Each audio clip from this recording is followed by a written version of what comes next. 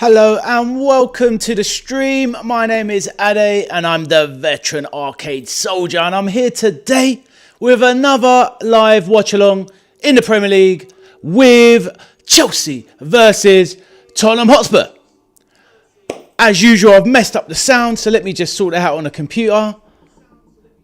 Where is that? Mute that, brilliant. Oh, wonderful, got people in already. Amazing, absolutely fantastic. Hello Natasha, hello Gary. What do we have? Give me 2 secs. Yes, hello Natasha, hello Gary, nice to see you. Natasha says, hi, how are you doing there, lad? I'm very good, thank you, my dear, very, very good. How are you doing today? Gary says, hello Natasha, you beat me in. Hello Gary, good to see you, my man. Still bouncing after yesterday's result for your boys Arsenal. Natasha with the info. She's got the scoop. That's what we like to see. Natasha says, there was a meeting on Friday between LFC owners and the board to discuss Slot's future. I reckon sacked. And then let's get Nagelsmann in. I'm here for that, Natasha. I'm definitely here for it. Where is he gonna... He has started any goals yet. He is probably asleep. Hold on a minute. What are you saying there? Where is he? Game has started any goals yet? He is probably asleep. I don't understand that bit there. You have to rephrase that bit there. There is also another game, City versus... But yeah, I know. Do you know something? It's a difficult one because I'm interested in that. And obviously I'll take a little... keep an eye on it and whatnot and see how it's developing. Because obviously Man City could be out of the title race today. And Arsenal could even win the league today. But I just fancy the Chelsea-Tottenham game because... it's just usually a really good game. It's just usually a banger of a game. Whereas I think the Bournemouth City game is going to be a bit dicey, probably a bit slow, but pedantic. And yeah, I just think the Spurs game is going to be really... there's so much on it, do you know what I mean? Chelsea and Spurs hate each other anyway. Spurs are desperate. And they've got a wretched record at Chelsea. Chelsea away for Spurs, they've won one game in 35 years. Absolutely incredibly poor. So yeah, I just think this is the game to watch today. So yes, but anyway, how are you both doing today?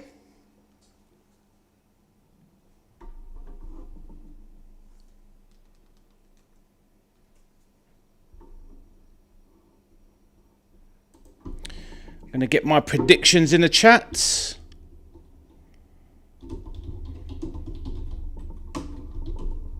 I did a preview video earlier, and I think today, Chelsea beat Spurs 2-1. So yeah, guys, feel free to get your predictions in the chat.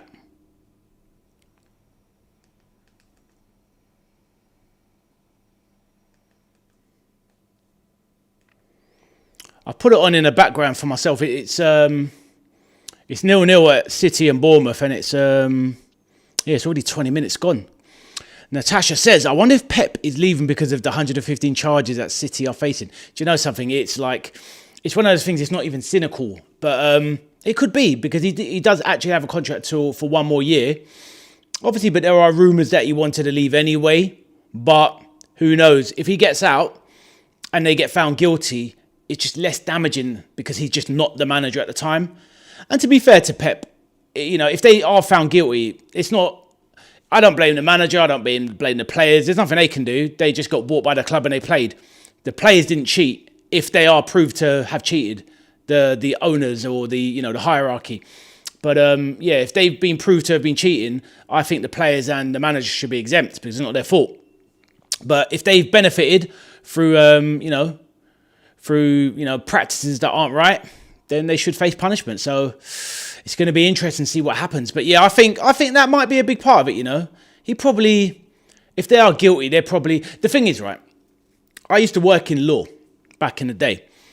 And the judicial system of this country is, if you are found guilty of anything, you cannot hold on to this information. You're meant to... When someone's guilty or whatever, or they've got findings, they're meant to release it instantly, no matter what. It doesn't matter what the situation is. But I've got a feeling that they've had it kind of put on hold because the Premier League makes so much money for the country that they don't want to potentially ruin the title race. I guarantee you this. If City are guilty, and you can let me know what you think. If City are guilty, but they had been 25 points behind Arsenal, or like where Liverpool was, and they're guilty, they would have released it already. It's only because it's a title race that I think they're holding on to it. So I think the fact that they haven't released it means that they probably are guilty, and they're waiting until the end of the season, and then they're going to hit them with it. That's what I think. But yeah, you can let me know what you think.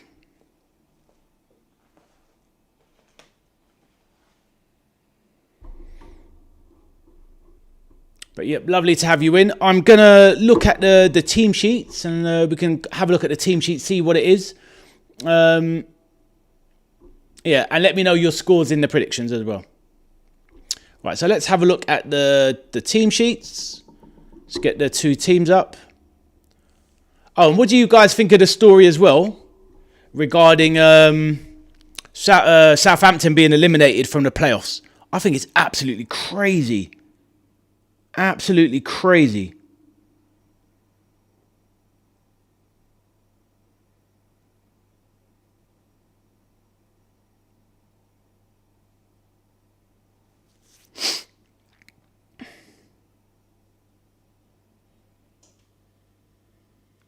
Right, let's bring up the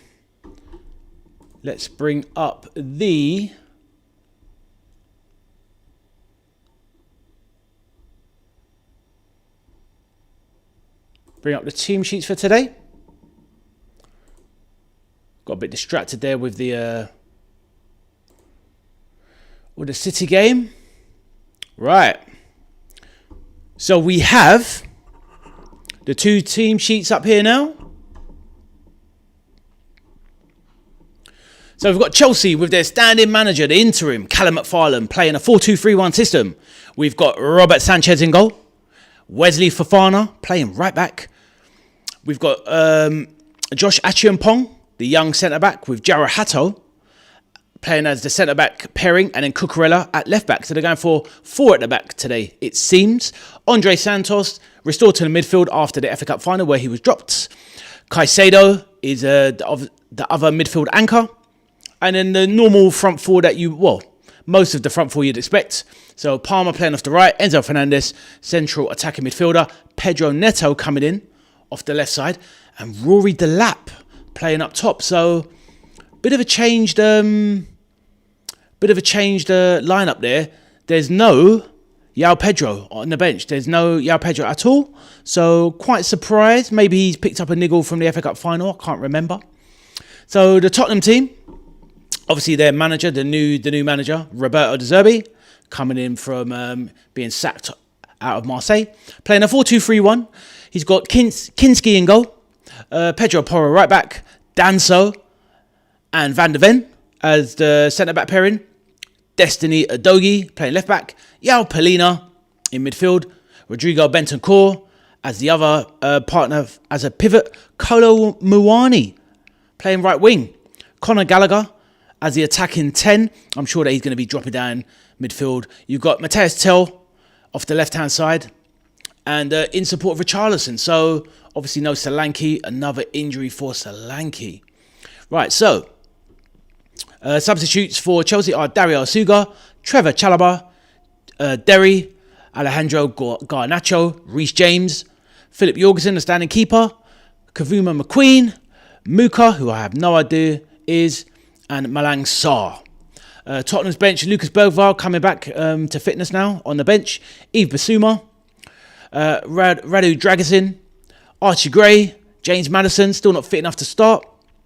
Papa Sarr, Jed Spence, who I'd happily take at Liverpool if Spurs go down. Vicario still can't get into the starting lineup at Spurs, and Sousa, the Brazilian. So yeah, quite interesting lineups. Both not their strongest teams, but yeah, interesting lineups for both teams. So yes, there you have it. Natasha says, Natasha says, let's bring me back up on the screen. Southampton expelled from the playoffs. Middlesbrough will take their place. Oh, nice. Crazy work from Southampton. I mean, for the little advantages that they would have gained throughout the season, what's the point? If you're good enough to go up, you'll go up. And so why risk it? Absolutely crazy. And Semenyo goal disallowed. Oh, is that right? Was that just now then? Because I didn't see it, but... I think the replay's on the screen. I don't know how long ago it was, but yeah, Semenyo early goal. Was it an early one? Was it? But anyway, it's disallowed. Obviously, Man City are going to be all guns blazing for that goal. They need to keep the pressure on. I know you don't want Arsenal to win the league, Natasha. So you've got Gary in the chat who's desperate for Arsenal to win the league. But yeah, what are your two's predictions for tonight's game? The one that I'm covering, the Chelsea Spurs. What do you think? I'll put the teams back on again.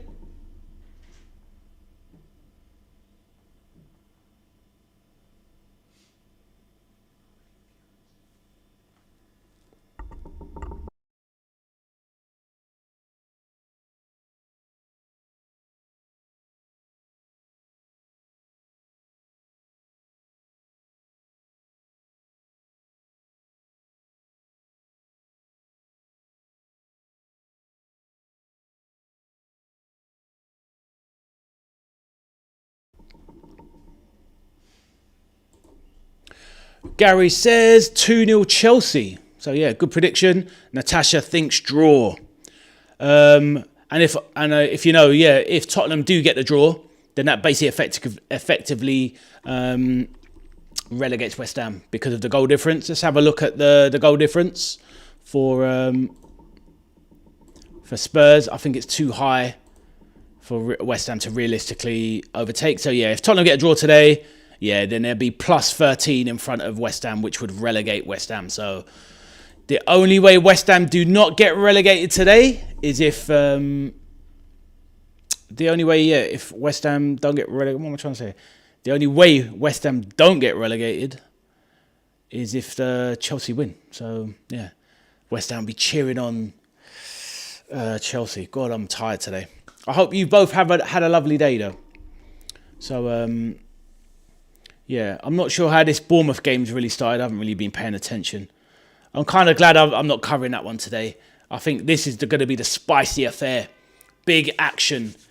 Got to love a London derby. And to be fair, this is why I give Arsenal a lot of credit, because any team from London that wins the league, they've always got a more difficult job, because there's always minimum, throughout the history of my life that I've known, you'll always have 6 or 7 London-based teams in the Prem.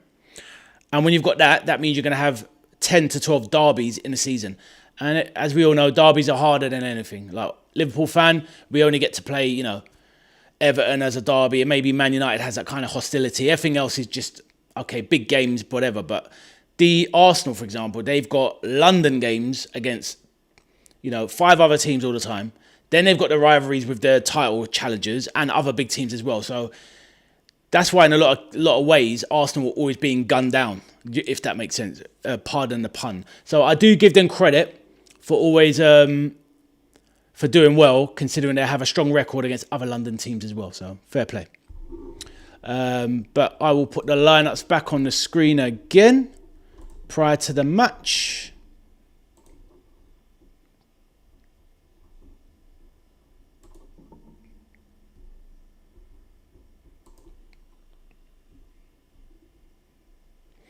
So there are your lineups.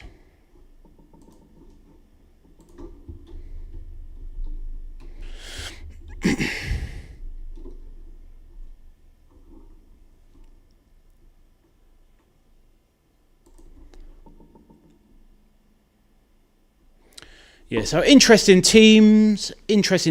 I'm quite surprised that Kolo Moani has been put into the team, as well as Matisse Tell.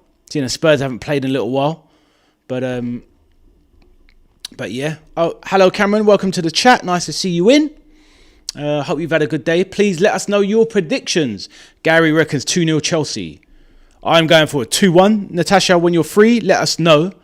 So, a draw. So you think it'll be a 0-0, or do you think it'll be a 1-0, or do you think Natasha, it's going to be a high scoring draw. What do you think?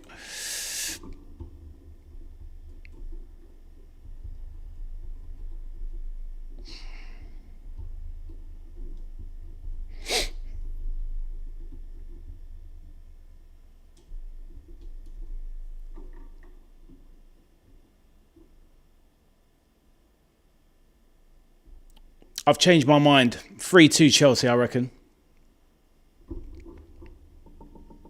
I did go for 2-1, but I think there's just going to be goals, so I'm going for 3-2 now.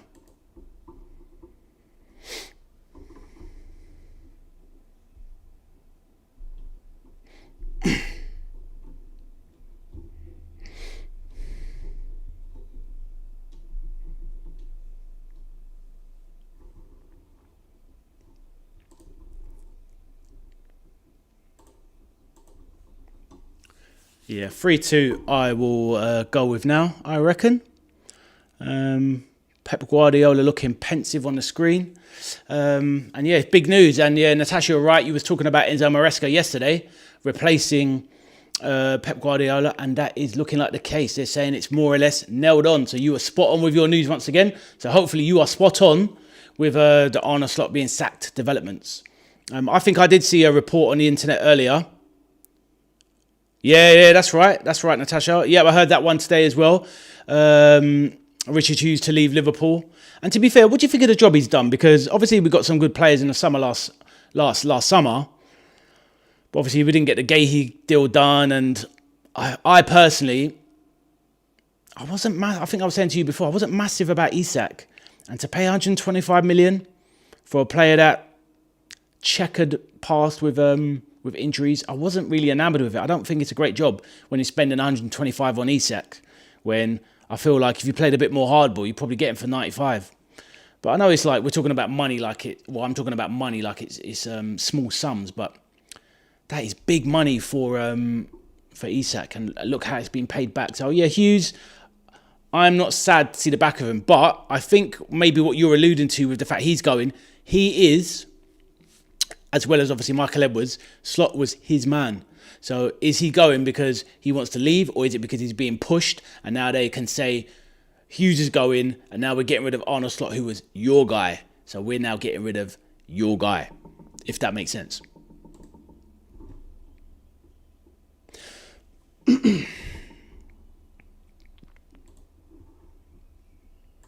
Cameron says a 3-1 to the Blues. So far we've got predictions, three results for Chelsea winning, and Natasha reckons draw. So yeah, no Spurs win today apparently.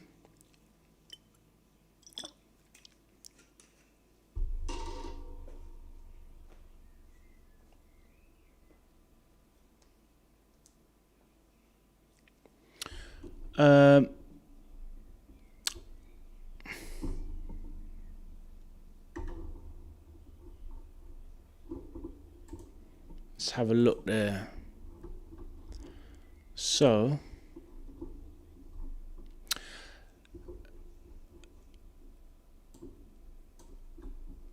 Natasha says, when Nagelsmann comes in, Liverpool will be a better team and top signings.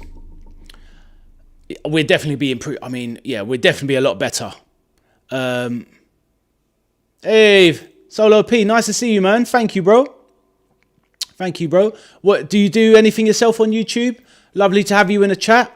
And you like the name as well. Thanks a lot, man. Really appreciate it. Peter Z, I so want Tottenham to get relegated. Welcome to the chat, Peter. Yeah, Tottenham don't have many fans. Who's your team, Peter? And Solo P, who do you follow yourself? You know, who are both your football teams? Natasha says, I see West Ham players will be up for sale, so cheap. So United will go after the West Ham players, as United do not like to pay top whack. Well, not anymore. They don't, after wasting 1.5 billion on some of the dross they've bought. But to be fair, Natasha, there's a few players that I would take from West Ham. I would definitely take Bowen. I don't know what your thoughts are on Bowen. I'd take that Mateus Fernandes. I would even take a cheeky punt at Crescencio Somerville as a very backup winger. I take him as a fourth choice rotational winger to give us a break, to give certain players a break. And I would sell on Gakpo myself personally. But yeah, lovely to have you in, Solo P. Lovely to have you in as well, Peter. Like I said, let us know who your teams are. And if you wouldn't mind, drop a like on the stream. It all helps. And if you followed already, if you subscribe to the channel, I'll appreciate it. If you've done so already, I salute you. Thank you.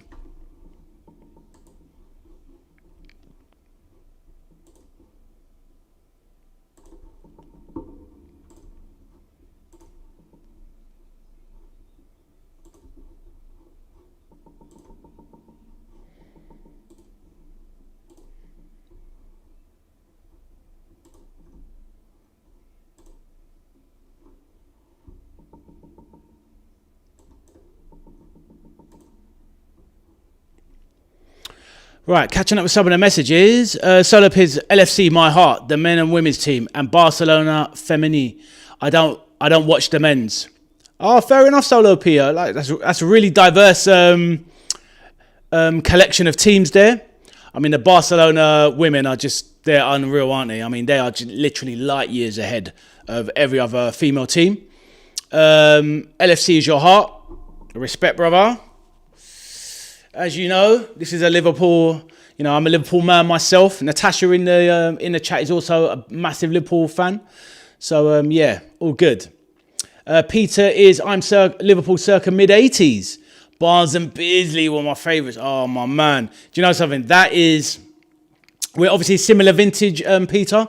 John Barnes was basically.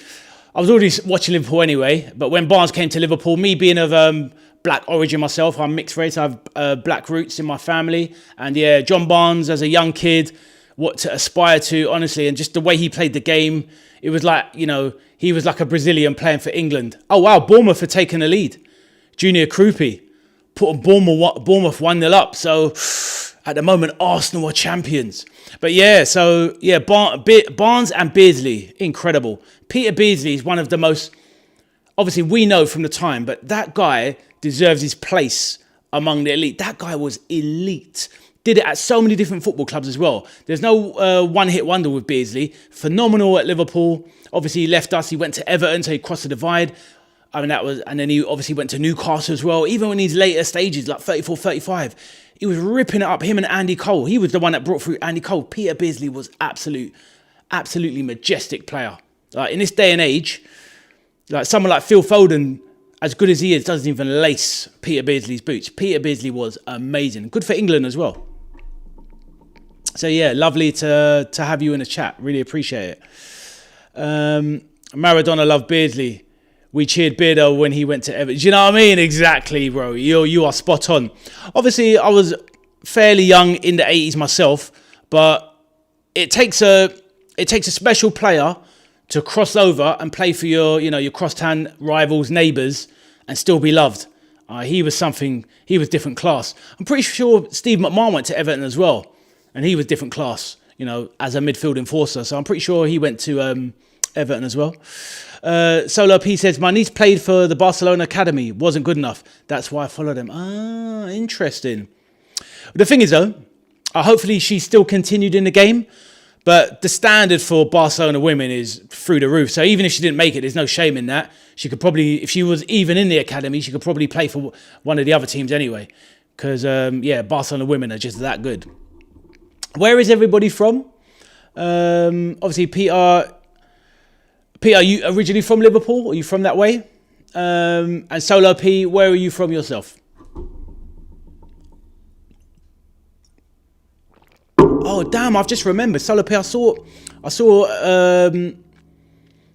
a message and I didn't respond to it. I've tried to respond to everybody. It's very difficult.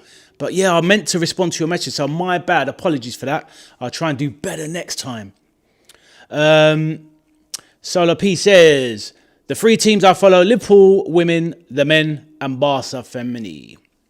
Yeah, good choices. Funnily enough, I don't follow any other English team anyway, but Barcelona is my second team, to be fair.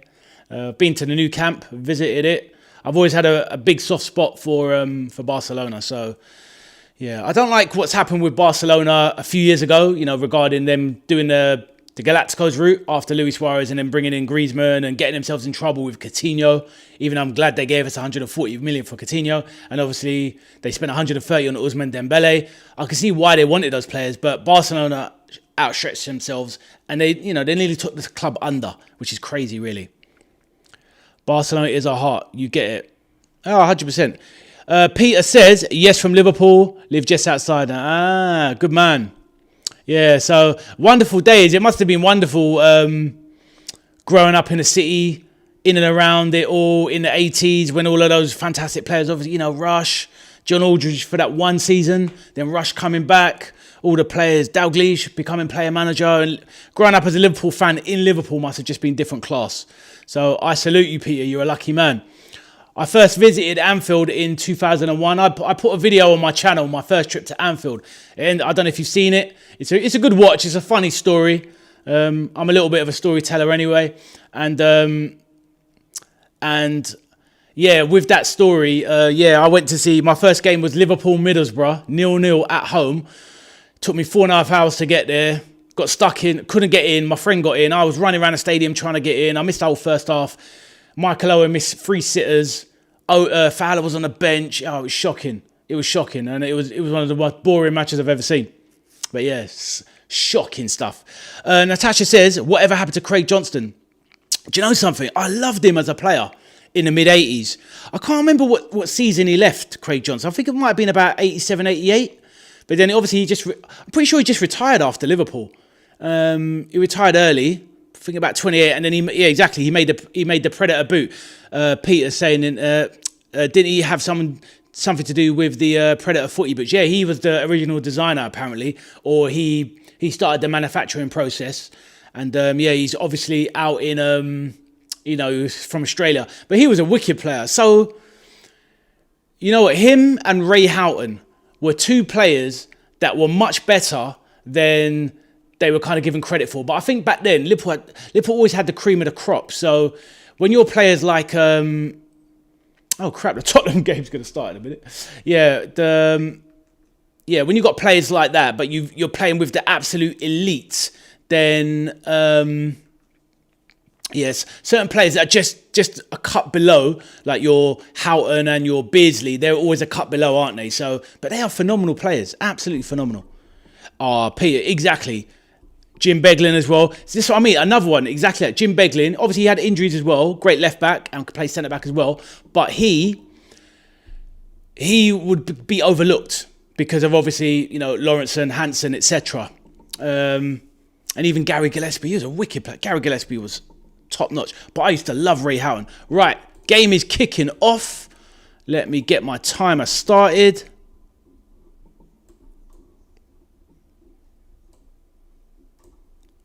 Yeah, this is a bit weird because of all of the two different start times. One started half an hour ago. All right, game is kicked off.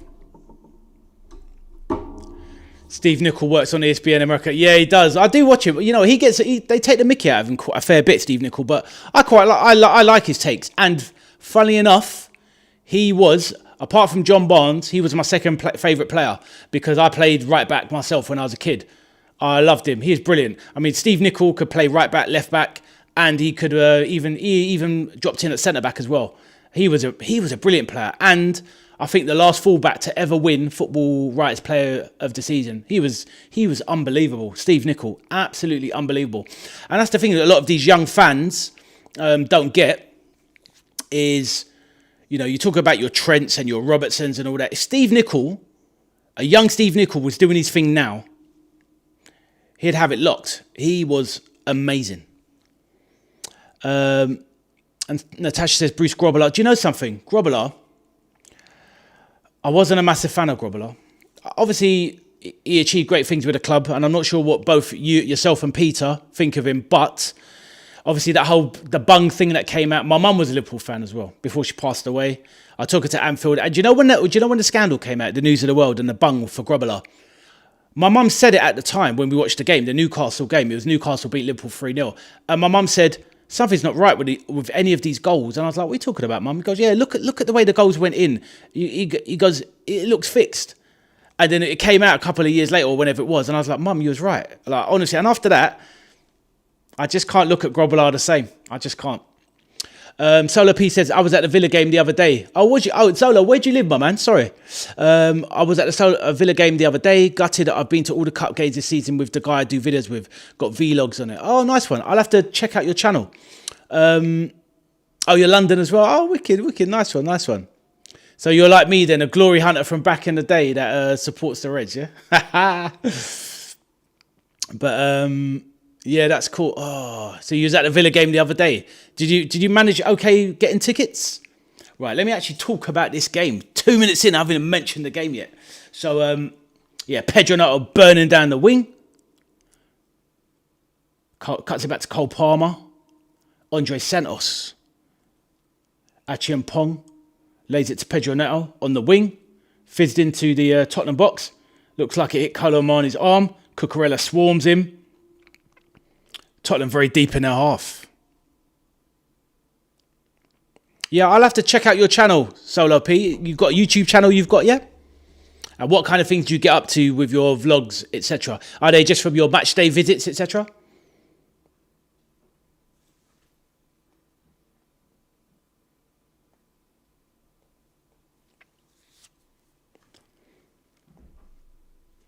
Natasha says, I see Alonso will be at Chelsea but cannot sign any player because of the embargo. Is that a fact, yeah? I know he's been appointed as the head coach, the manager instead of head coach. So, yeah, obviously, yeah, they were due to face punishment, weren't they, for the scandal regarding the money mismanagement. So it's a strange one why they'd even take the job if they're not going to be able to buy players. It seems quite strange. Pedro Porro escapes the challenge, bursts into the Chelsea half. And weirdly, Jero Hato miscontrols the ball, I don't know what he does, he does a clearance, he nearly scores an own goal, and gives away a corner for Spurs. Solar P says, I'm not originally from London, but I live there now. I hear you. Yes, Ruben Plays, how you doing? Are you good? Hope you are well. Bro, I'm a diehard. My auntie lives in Liverpool, so when I go up there, I'll stay there. You're a legend. I like it. Oh, I'm good, Ruben. Thanks. Yeah, nice to see you again. A lovely chat we had the other day. Really respect you coming in. Thank you so much. So if City lose, Arsenal get the trophy tonight. Exactly. Premier League champions, and they're 45 minutes away. It kind of makes a bit of a sad end to the season, but you kind of want at least to go to the last day, but... Pedro Porro, right wing. Cole Palmer, nicks it. Look to break. Pedro Neto on the left side this time. Big sweeping ball out.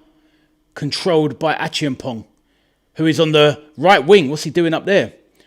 But he's muscled out of it by Mickey van der Ven, the sprinter in disguise as a centre-back.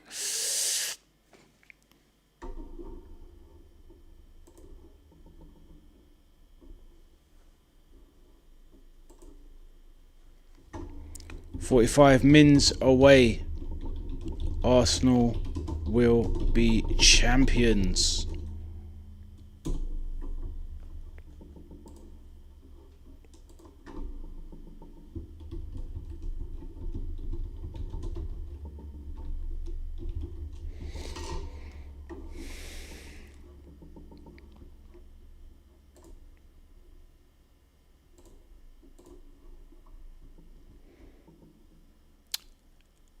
Yeah, lovely, Ruben. No problem, man. Thank you. Thank you so much. And yeah, great. And I look forward to seeing you again, having a good chat again once more. Thank you. Cameron says he loves that. Oh, I guess that's in response to me saying Arsenal 45 minutes away from being champions.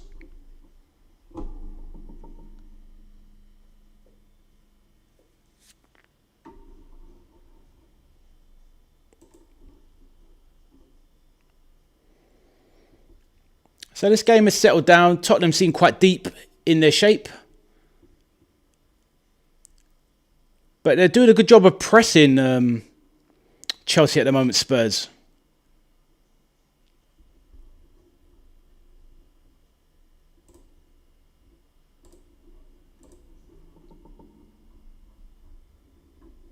Cole Palmer turns in the midfield centre circle. Andre Santos to Enzo Fernandez. Lots of Chelsea players in the centre circle. Enzo Fernandez tries to slip one through to Liam Delap. Solar P says, I don't want Arsenal to win anything. They will struggle in that final versus PSG. I hear that. A lot of people feel so strongly. They've got strong anti-Arsenal sentiment. Personally speaking, I think if anyone could stop PSG, it's going to be them. But I know what you're trying to say. They're going to struggle. They may not. I mean, I don't think no team can batter Arsenal. No team on this planet can actually batter Arsenal. But I just don't see how Arsenal can keep PSG's attack out. And I think that's what you're saying, isn't it? They're going to struggle in the final versus PSG. They've got too much movement. Kvaratskhelia, I mean, he's a wizard. Dembele, they've got so much movement. I just don't see how they can stop PSG scoring. I just can't see it. But in saying that, Arsenal on corners, set piece FC. You could see them nicking a goal as well. So it's going to be an interesting final, and I'm here for it. I think it's going to be a phenomenal game. I'm kind of glad that it's the final that we've got, to be honest. I was hoping Arsenal would get through past Atletico, beat Arsenal Barcelona semi-final. But obviously, Atletico knocked out Barcelona. Then I think as soon as that happened, Arsenal was always going to get to the final after that point.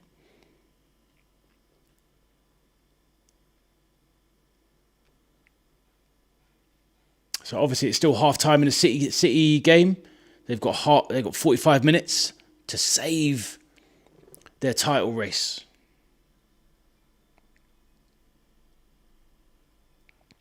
Yeah, so many people have anti-Arsenal sentiment, Solo. Just unless you're an Arsenal fan, nobody likes them, basically. Sorry about that, Cameron. I know you're an Arsenal fan, but it's just the way it is.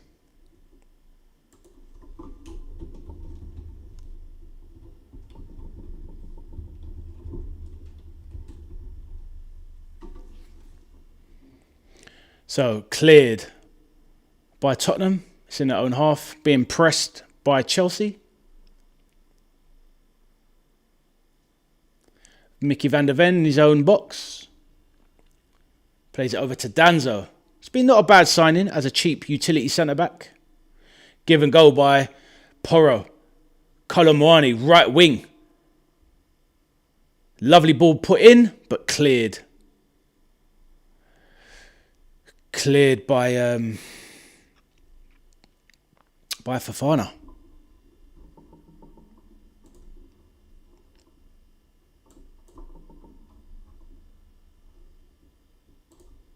It's weird. Sometimes I'll get messages on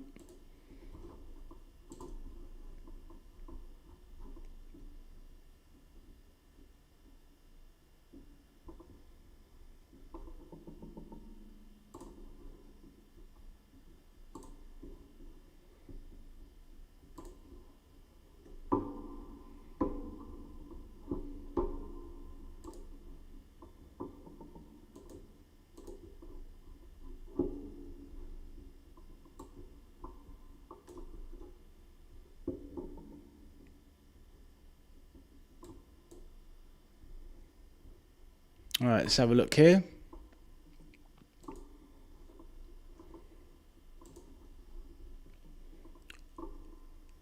Oh my days, Sanchez just kept out.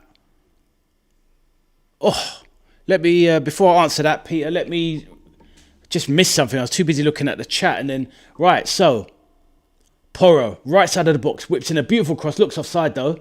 Oh no, it isn't because Tell's run in and just kept out, flying safe from Sanchez at his near post. That's creeping in. Has it even hit the post? Wow. Great chance. Peter says, quite a few people are not keen on AFTV and some other content creators for Arsenal. Do you know something? It's weird because AFTV, I quite enjoy some of the people on there. It's a little bit political, but they don't help themselves. But, you know, considering the size of Arsenal, obviously a massive club, But Arsenal content creation is bigger than Liverpool's, for example, which is wild because Liverpool's a much bigger team worldwide. But, you know, but yeah, Arsenal fans get a raw deal, and a lot of it comes from Arsenal TV, which is Arsenal Fan TV, which is crazy, really. I do like some of the people that have worked on it. I do like, well, he's not on there anymore, Turkish. I thought he's a really good, passionate fan. He talks a lot of sense. But some of them other ones, it's there for controversy, isn't it? Do you know what I mean? But it is what it is. But this is why, you know, when I made my channel, I mean, I cover video games and I cover football because they're my two favourite hobbies. But, you know, I'm a maturer guy, as I'm saying, Peter. You know, you've grown up in the 80s. I grew up in the 80s. There's so many people out there that are toxic and, you know, want to get involved in this whole banter culture or throw things out there for, you know, for reactionary TV and all that sort of stuff. I'm too old for that. I just want to just chill out and speak to people and get along, make new friends, enjoy the content, enjoy the game, and, you know, keep it moving that way, you know. Van der Ven. Tottenham started well. Good start for Tottenham. They seem a better, more settled, structured side. Be interesting to know if Xabi Alonso's had any input on this game. Probably a bit too soon.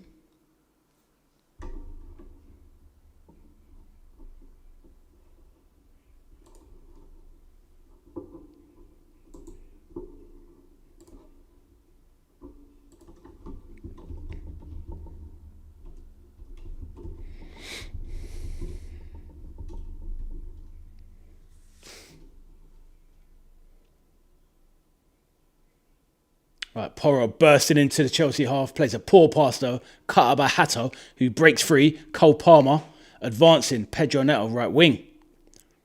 Faced up by Udogie, Palmer central, but surrounded by Tottenham players. Palmer, edge of the box, curls a lovely effort, which Kinski dives to his right. Bit of a camera save, but still a good opportunity. Nice play from Chelsea.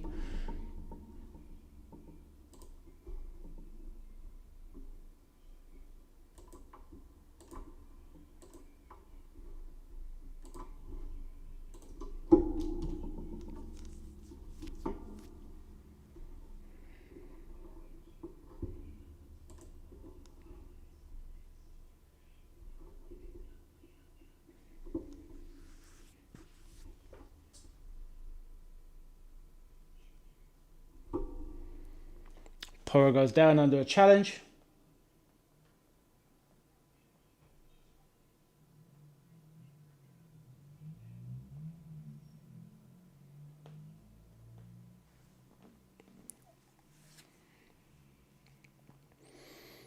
"15 minutes of the Chelsea-Tottenham game gone already. A little bit bitty. And Chelsea finding it difficult to get involved in the game.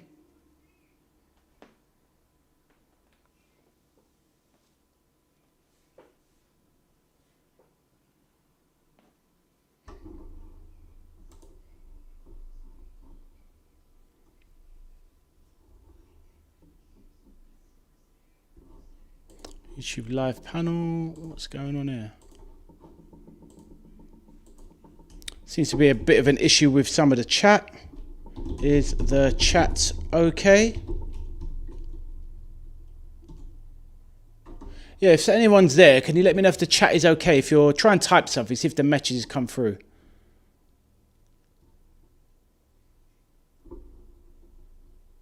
Working fine, lovely. Thanks, Peter. Appreciate it, thank you.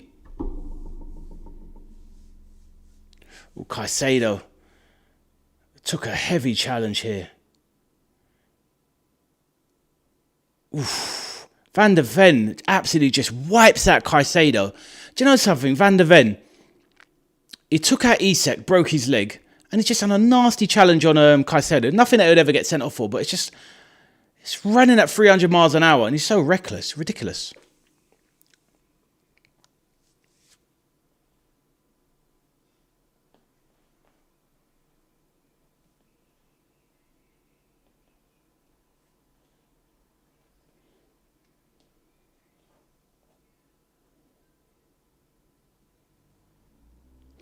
Peter, yourself in Liverpool, do you get to many games these days? Or do you feel like, obviously you know the sentiment up in Liverpool where people feel like they're being priced out of the game? You know, the average man and woman seems like they're, priced out of going to their clubs these days. So yeah, how do you find that aspect to it? Or you kind of moved away from just not looking to go to live games anymore?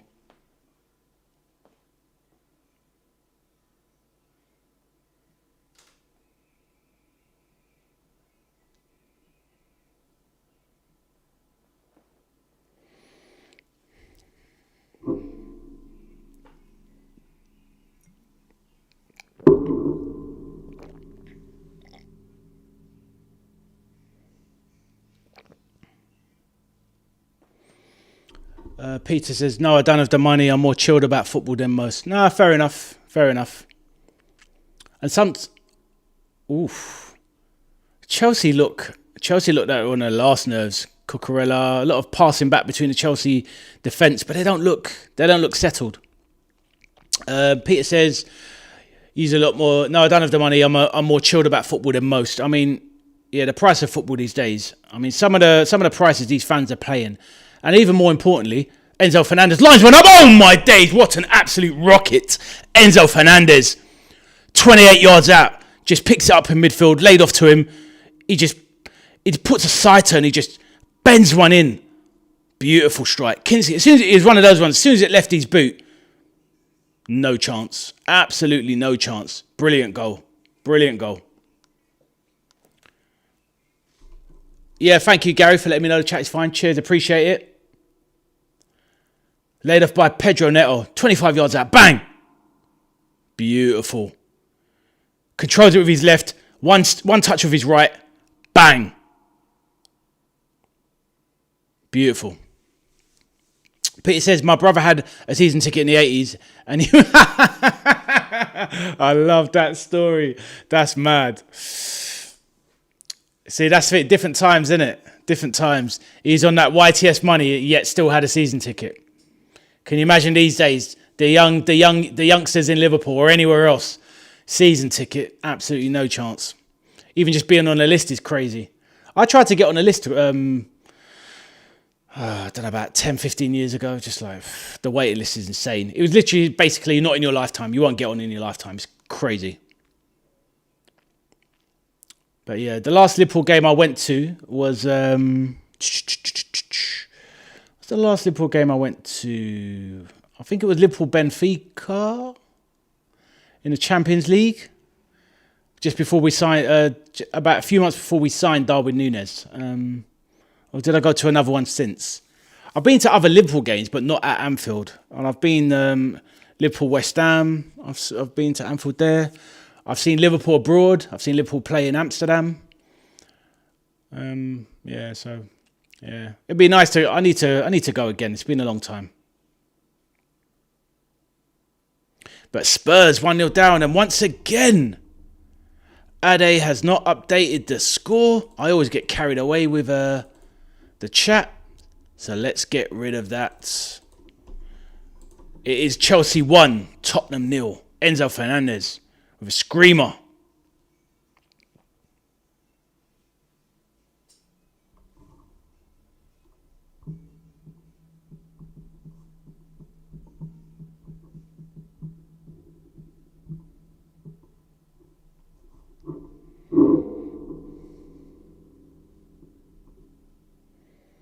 Just watching a replay of the goal again. Bang! Bending, swerving, keeper rooted to the spot. Didn't know what he was doing.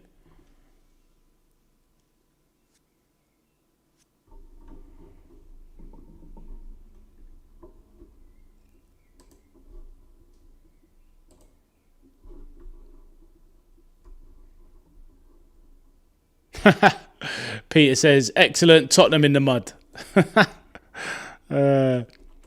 So would any of you take certain players from West Ham or Tottenham? What are your thoughts on that? Me personally, from Spurs, I'm taking Archie Gray. I think he's an excellent young player. I'm disappointed Liverpool didn't get him anyway. I'll take Archie Gray and I'll take Jed Spence. I think Jed Spence is a very good player. for how Liverpool should be playing football. So lightning fast. He knows how to lock up a player. Definitely better than Frimpong. He's like basically Frimpong with physicality. At least he can defend strong. So I take Jed Spence and Archie Gray from Spurs. As for West Ham, I'll take Jared Bowen all day long. I'll take Crescencio Somerville as a backup winger. And of course, I'll take Mateus Fernandes, but he's a bit too pricey, so yeah.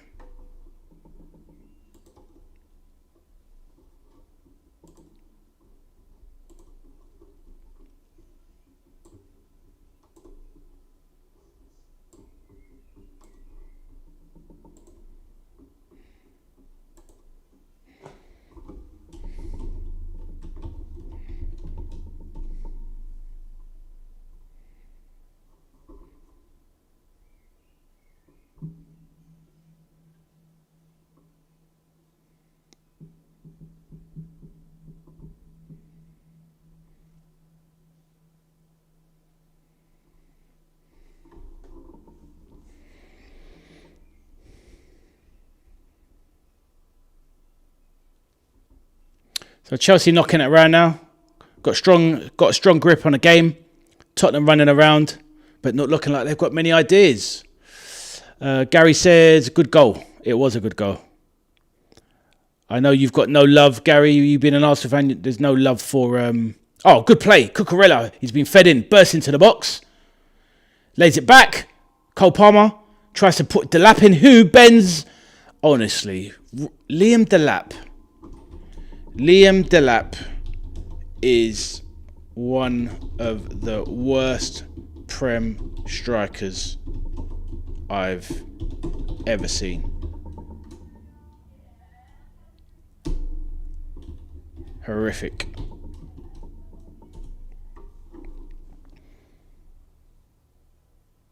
Yeah, Rory Delap, I wish he'd have gone Man United, to be honest.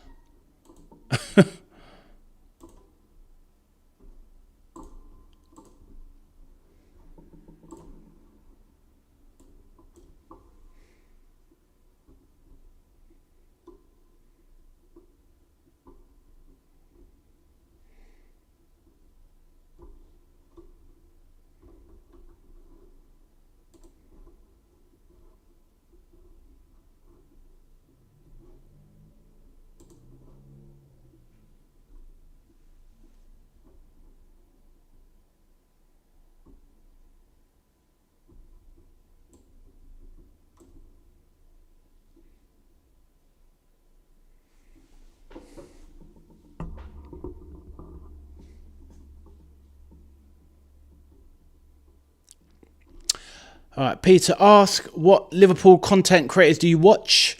Myself, I watch quite a bit of sporadic stuff, Peter. I watch Redmen TV. I know they get a bad rap because they're meant to be kind of really affiliated with the club. And obviously, being affiliated with the club is a bit of a persona non grata at the moment. So I watch Redmen TV. I watch a bit of Anfield Agenda. His takes are a little bit... He can be a bit much, Craig. But his heart's in the right place. And he does a good job of covering the news. So I do watch a bit of Anfield Agenda. And I like Coppish, which is the three lads from London. The black guys that are fans of the club. So the three Jamaican guys. So yeah, I do like their channel. Coppish. So I'd say those. I like AGT as well. AGT, what's it... What's AGT's channel called again? God, there's so many channels out there now. The Cop. No, not The Cop. Well, AGT anyway. You know who I mean. The one that is... he's affiliated with DR Sports. With the guy that runs Arsenal TV, Don Robbie. So, DR Sports. AGT, he does a lot of... Hot Copics and stuff.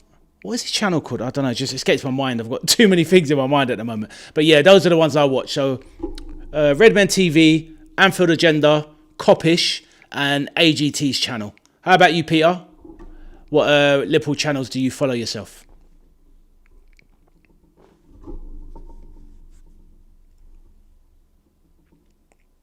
Kopish is top level. You should get on Kopish. Drifty plays. Yeah, I know he does. Do you know something? It's nice to have little goals and ambitions. I do like those guys. And Don Hussam I watch as well. He's a funny guy. And I love the fact, a guy over in Jordan just loves Liverpool. Do you know what I mean? So passionate about it. And I like his guests as well. So yeah, I do like Hussam. But yeah, Kopish is definitely a goal. I'd love to get on any of them, to be honest. Not because, I'm seeking like fame or anything like that, but it'd just be nice because I watch these guys. I like their opinions. I like their takes. I like their passion. But yeah, one day. Oh, and there's also a guy called Jamie Phillips, who does the Liverpool Chats TV. I don't really watch his channel, but I like him when he's on Kopish and when he's on Don Hussam's channel, etc. So yeah. But yeah, Drifty does play games. Yeah, that's right. So yeah, see, with me, I didn't know.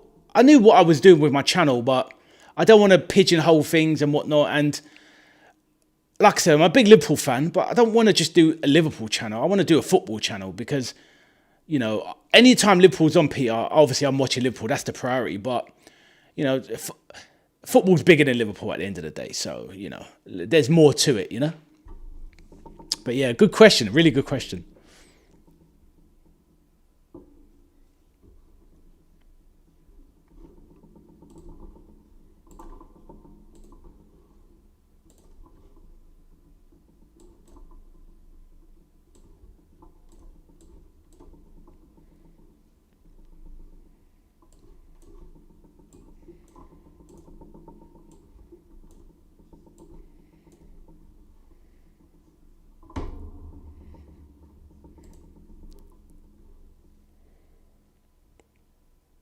Porro does a little bit of Spain on Spain crime against Cucurella. I mean, he tries to win a ball. Rash sliding tackle. Doesn't really connect with Cucurella, who goes flailing to the floor to try and get his international teammate in trouble.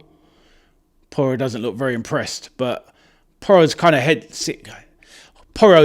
head's gone at the moment. And that is a player that I wouldn't take at Liverpool, to be honest.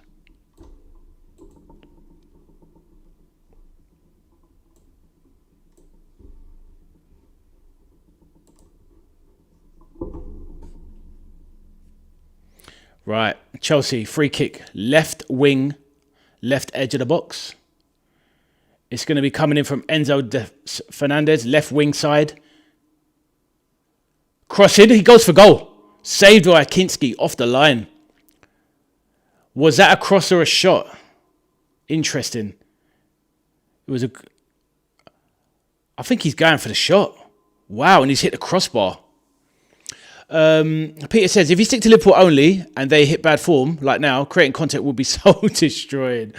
Well, you know something. I mean, actually, what I'd say regarding that is because this is an idea I've had for a couple of years now. I've wanted to give it a try, and I thought, why not give it a go instead of just, I'm always someone that if I've got an idea, I will eventually do it, and I like to get it out there as soon as possible. So I said to myself, why not do it? Now, I've been so disenchanted with football the way it's gone this season. Nothing to do with our form being crap. Just the fact of the way football's gone. I don't like the way teams are playing these days. I don't like the standard of football. And it's not like being older or curmudgeonly where you're like, football was better in my day and all that sort of stuff. Nothing to do with that. It's just the standard of players is just so poor. Do you know what I mean? So it's like the athleticism and the physicality has gone up to another level, but the skill factor has gone down. And football just isn't what it is. And we've talked about some of those older players, and even when you go back the generations. Now, by me doing content now and covering games, it's actually rejuvenated my love of the game a bit more, because honestly, about halfway through this season, I'm just like, God, if it wasn't... I would always watch other teams as well, but I just got to the point where I was only watching Liverpool games, and that isn't like me. I'd always watch, a good few teams, but yeah... It's definitely kind of reinvigorated me to want to watch more teams. So if I'm doing content and I cover other teams, then even if Liverpool are bad, it's not going to be as depressing. But I'll always follow Liverpool anyway. I try and watch every single game. So yeah, but it's a good point though. It's a good take, 100%.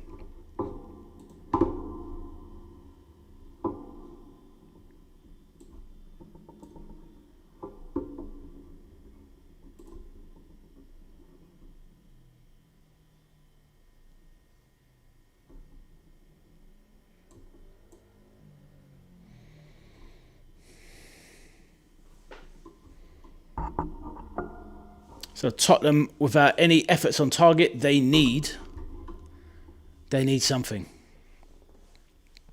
But yeah, Peter, I'm looking forward to doing some games of the World Cup. I'm looking forward to the Cup finals in next week as well. So just really good games. So in some ways, I started it at the right time because there's so much to cover, which is nice, and keeps me out of trouble, etc. So when you say, Peter, yourself, when you say you're more chilled about football now, do you mean like you're not so bothered about when the results go against us and all that? It doesn't eat up your weekend? Because I think I was saying to some others the other day, or along one of my watchalongs, is like, I remember being 17, 18, and if Liverpool lost a game, I'd cancel my evening plans. I wouldn't want to go out. I wouldn't want to talk to people. It's weird. It's just crazy, really. But yeah, I'm sure you kind of know that, how that kind of feeling might be. Right, good run from Hato. Had a good chance to lay it off to Pedro Neto, but he just literally does nothing with it. Right. Tottenham breaking. Conor Gallagher in midfield. Pedro Porro, right channel, slips in. Muani puts a cross into the box. Does it hit Cucurella? No, poor cross from Muani. Absolutely rubbish cross.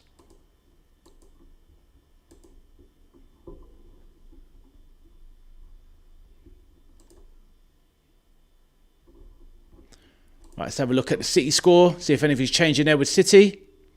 Still 1-0 to Bournemouth, 62 minutes.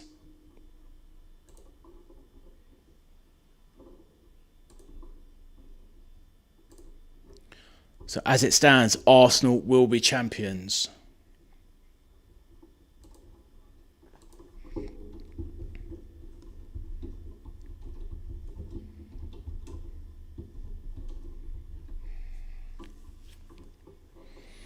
$33 minutes gone.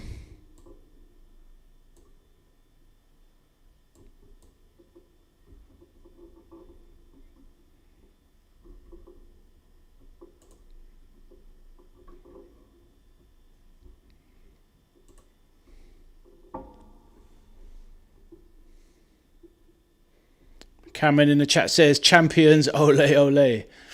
This is it. You're nearly there. You're nearly there, Cam. Congratulations in advance if you do get it done today. At least you won't have the stress of a final day decider. I'll tell you what, it's going to make the last day of the season, there might be nothing but a relegation battle. So if anything, I bet the Premier League are desperate. The money men and the power brokers are desperate for Man City to take it to the final day of the season. Arsenal winning the league is not good. Do you know something, Solo P? I feel like with Pep leaving, it's obviously no matter who you are and who you support, Pep not being at City makes them weaker. Doesn't matter who they bring in. So it makes it kind of set up for Arsenal to kind of retain the title, maybe even dominate for a couple of seasons, because as it stands, they will definitely go into next season as favourites, Arsenal, 100%. Even if somehow City still won the league this season, Arsenal will still be favourites next season with City not having any Pep. So, yeah, it's true though. I mean, I tell you what, I'm not a big fan of Arsenal at all. In fact, I've got my own personal hit list. Feel free to let me know yours. This will make you laugh. So my hit list for enemies of my club. So being a Liverpool fan. Oh, good ball by Palmer. I tried to put in Liam Delap. Yeah, so my hit list. Man United, obviously, your first enemy. Can't stand them, obviously. After that, for me, Arsenal second. Reason being, because when I was a little kid, the whole Michael Thomas, it's up for grabs now, doing us at Anfield last game of the season, which never should have happened, by the way. That was an absolute liberty. That got rearranged for TV purposes, which shouldn't have happened. And if we'd have played them when we were meant to play them in March, we would have just beaten them anyway, because we was on the back of a crazy run at the time. But anyway, yeah, Man U first, Arsenal second, and Everton third. Even though Everton don't stress me out like that, because they're like the little bro. They're like your little brother to Liverpool, but you've got to dislike them just because, they're the noisy neighbours. Tell with a great chance. So Solo P says his hit list is, see, you're the same as mine, Solo. You're the same as mine. How about you, Peter? What is your hit list for most despised clubs, enemies of your Liverpool? But mate, that was such a painful night. I remember being a little kid watching it at my friend's house who was an Arsenal fan. I remember that. I'll never forget it. His mum bought us all Burger King, which was a massive treat. And I remember just crying into my Whopper when Liverpool lost the title. Up for grabs now. Brian Moore, the commentary, it was crazy. Especially as it was just 92nd minute, whatever, and it's like all the Liverpool crowd thought they'd done it. Yeah, crazy. But what an amazing finish to a season, do you know what I mean? Apart from the Aguero moment, it's the best finish to a season ever, really. It's probably equally just as good as that, to be fair.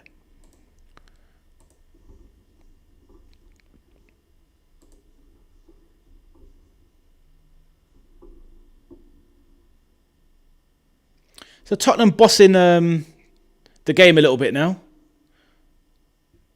Bentancur, nice play with Paulinho. Sets out wide. Fattel slips back in Paulinho. But he's not a player like that. Udogi now. Left channel. Bentancur sprays it. Danzo. Far forward. Advanced to Van de Ven.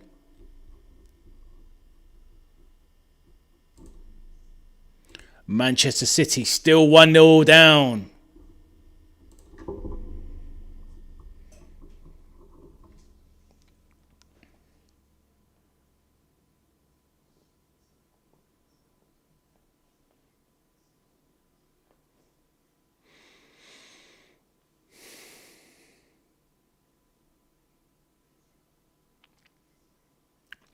Peter says, not keen on Tottenham. United fans can get a bit annoying, but no other teams. Interesting. What's your beef with Tottenham then? What is it about them that's got your goat over the years? Because I tell you what, one of the last Liverpool games I went to was at the Tottenham Hotspur Stadium. It was about 3 years ago. 3 years ago, I saw Tottenham 2, Liverpool 2. And honestly, the vitriol that Liverpool was getting from the Tottenham fans, I couldn't believe it. The animosity and the hatred was wild. And I was like, what is your problem? I mean, I don't know if it was because of the Champions League final maybe or something, but I didn't really realise the beef Tottenham fans had with Liverpool. There's nothing, that the two clubs are not even on the same stratosphere. Crazy.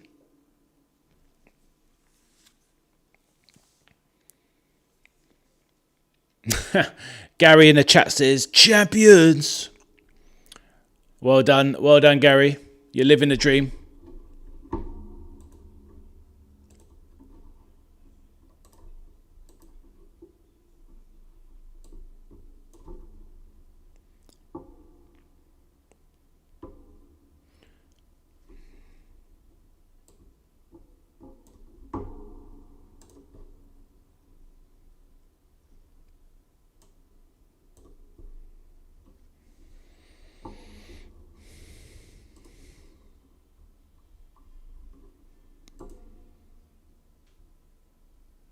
Yeah, it must be a great feeling to be getting ready to be champions. I'll tell you that. You're only how long away are Arsenal from being crowned champions? 21 minutes. They are very close now.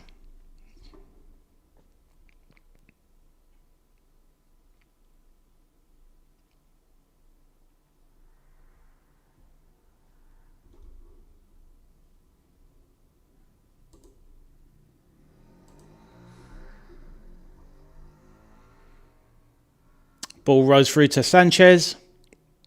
They're looking a bit devoid of ideas, Tottenham, though. They're having quite a bit of control in the game, but a little bit devoid of ideas. So they might need to bring on someone like Maddison in the second half. All they need is a draw, obviously. Tottenham don't need much.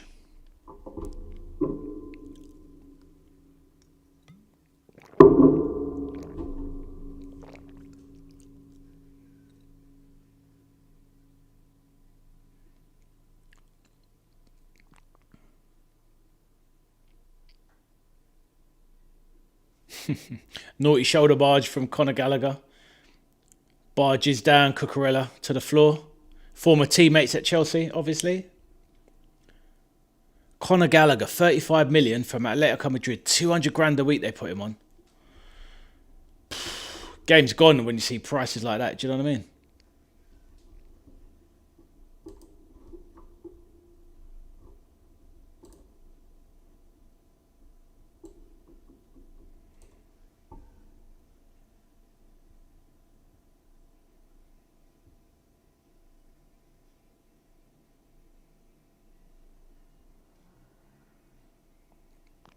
Oh, nice play from Delap. Good feet. Leads Van der Ven in his wake.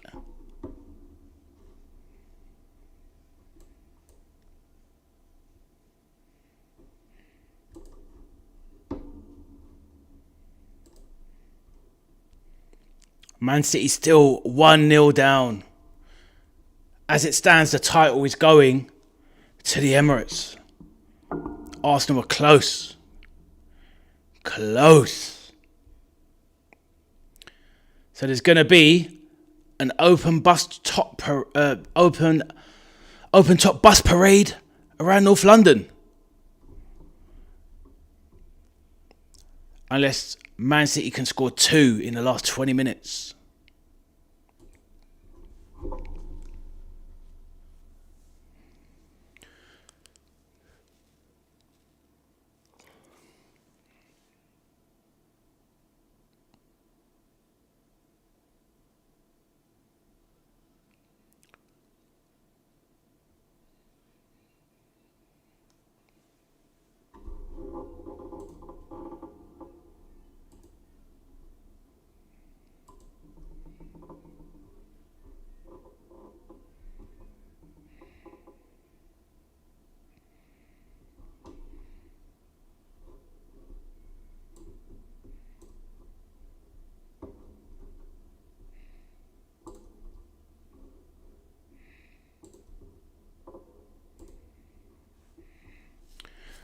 Peter says, wonder how many people Arsenal would get on their parade.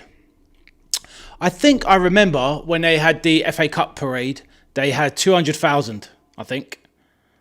That was the number. Because I remember they were doing the stats when we had our parade last year. And obviously Liverpool had 1 million, didn't they? For the Premier League turnout. And probably similar for the Champions League as well, 5 years ago. But yeah, I know Arsenal got 200,000. So it'll be massive anyway. It'll be a massive turnout. Arsenal finally getting over the line, playing this type of football as well. It's like the game has gone.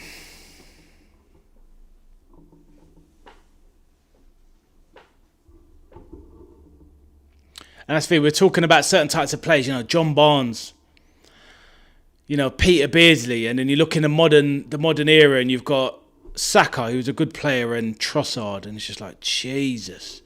Not even close. Do you know what I mean? Not even close.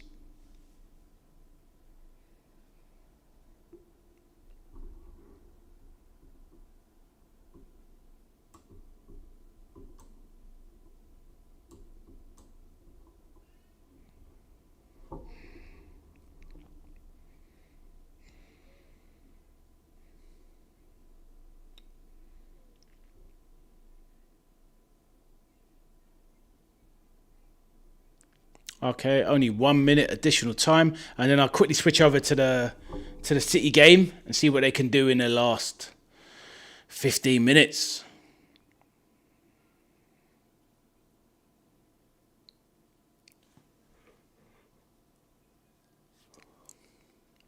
Right, dropped, but they've got Palmer. Ooh, daisy cutter, just wide of Kinski's post. Ball breaks to Liam Delap. Sorry, to Enzo Fernandez, who lays in a nice pass to Palmer, but he doesn't look confident. Snapshot, just wide. Richarlison bundled over by Fofana, holding his back.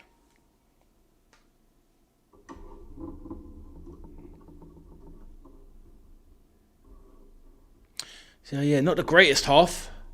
So maybe I did choose the wrong game to cover. John Barnes, world in motion with new order. Bring those days back, you know it. You've got to hold and give, but give it at the right time. Those are the ones. I remember being a kid and memorising that. Running to Woolworths to buy that record. Yeah, those are the days, Peter. You know, brother. You know. Back when you thought John Barnes was a rapper as well. Crazy, crazy times. All right, let's pause that timer. Get the timer ready for second half. And then straight over to the City game.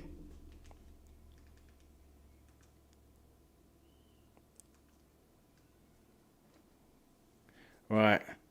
Looks like City with the pressure on.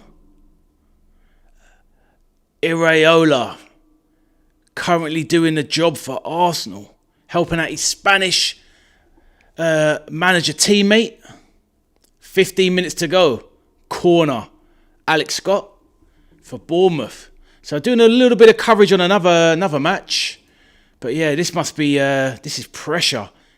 Man City, what can they do? Ball played in. Oh, goal kick for City. They must be ruined some of the points they've dropped.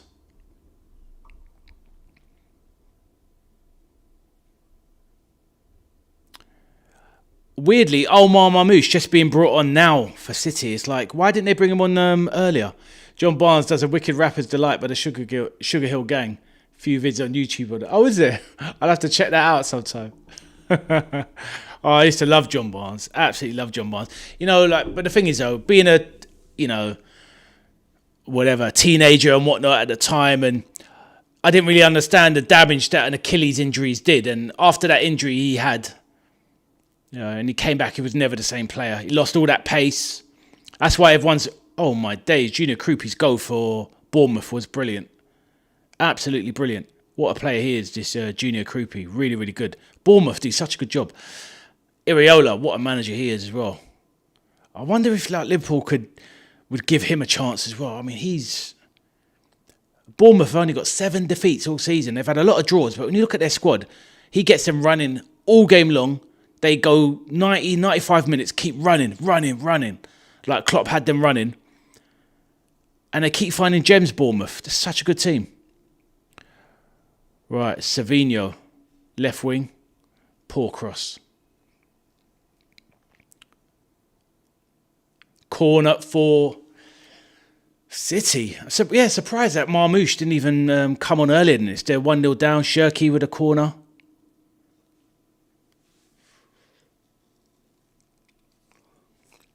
Rodri in the box.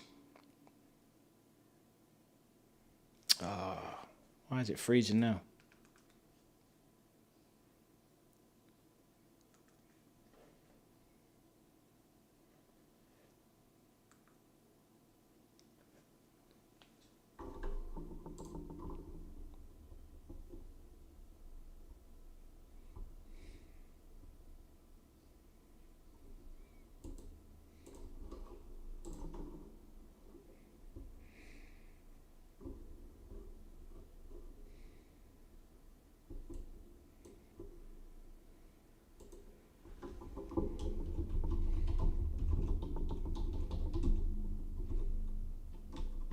City are looking toothless, people.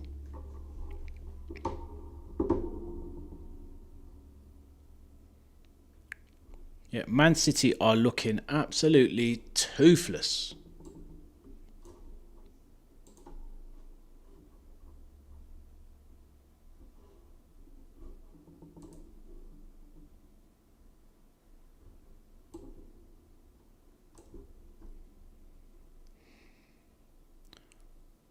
Ooh.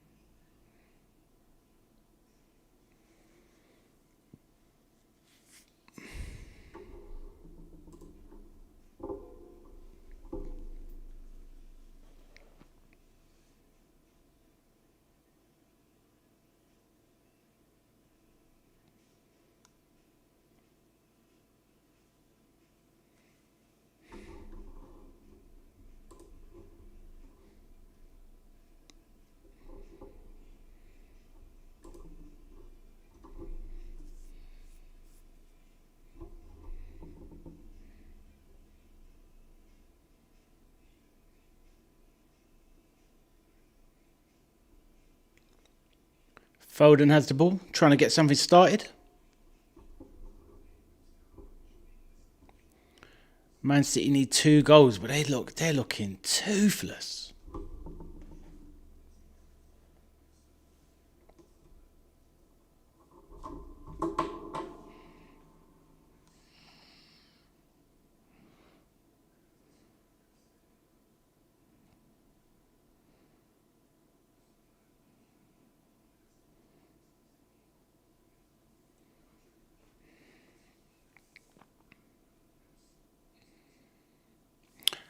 Yeah, one of my friends, he's struggling with the fact that Arsenal's about to be Premier League champions. He's absolutely devastated.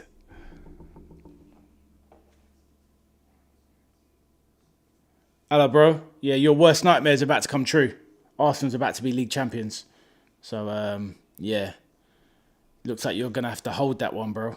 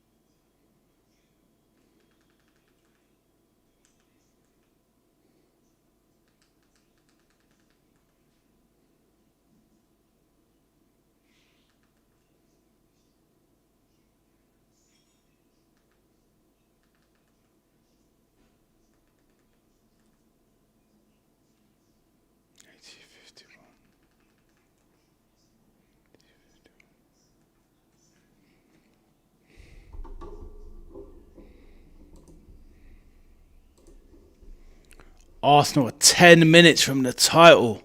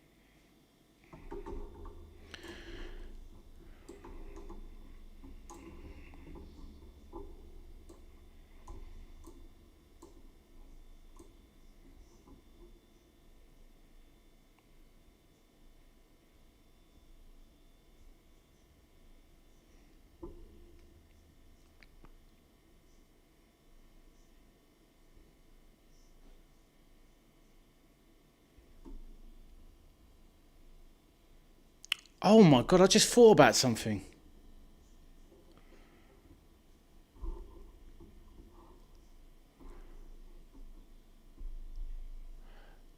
Do you know something that's just dawned on me? The realisation is that Bournemouth are beating City.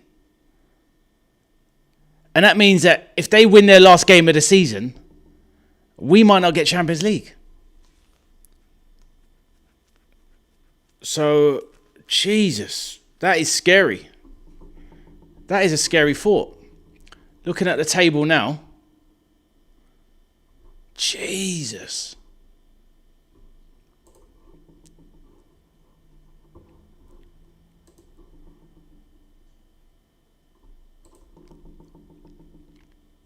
We will have to... Yeah, exactly. Do you know what? I'm so caught up with the fact that Arsenal's going to be champions, Peter. I'm like... They're only 1 point behind us, Bournemouth. Jesus. I can't remember who Bournemouth have got. So, obviously, we're home to Brentford. Last game of the season. Oh, my God. So, Bournemouth have... away to Forest. Ugh. It's not what you want, is it? Jeez. That's actually scary. So we could end up 6. We could end up 6. Oh, flip's sake. Actually, even if City equalise, the goal difference, we'd be fine on goal difference. Well, saying that they could beat Forest 3-0 and we could lose 2-0 or something like that, then we'd be out. City. Yeah, we'll have to win. We'll have to beat Brentford. But to be honest with you, if you don't beat Brentford to get to the Champions League, do you know what? I'm just so done with Arne Slot. Yeah, Peter. So obviously you being a Liverpool man, I'm assuming that you want Slot out, and I take it as a given, seeing as most people do. So if you do, when did you become Slot out? Oh gosh, can't believe it. We've got a nail biter last game of the season.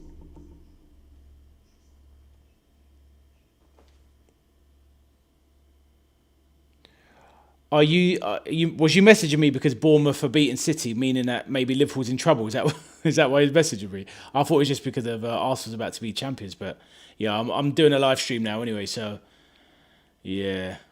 The cameras have picked up Noel Gallagher, who's leaving the club.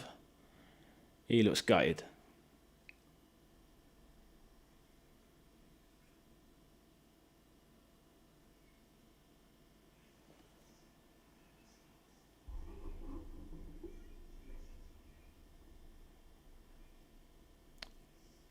Iraola, what a manager.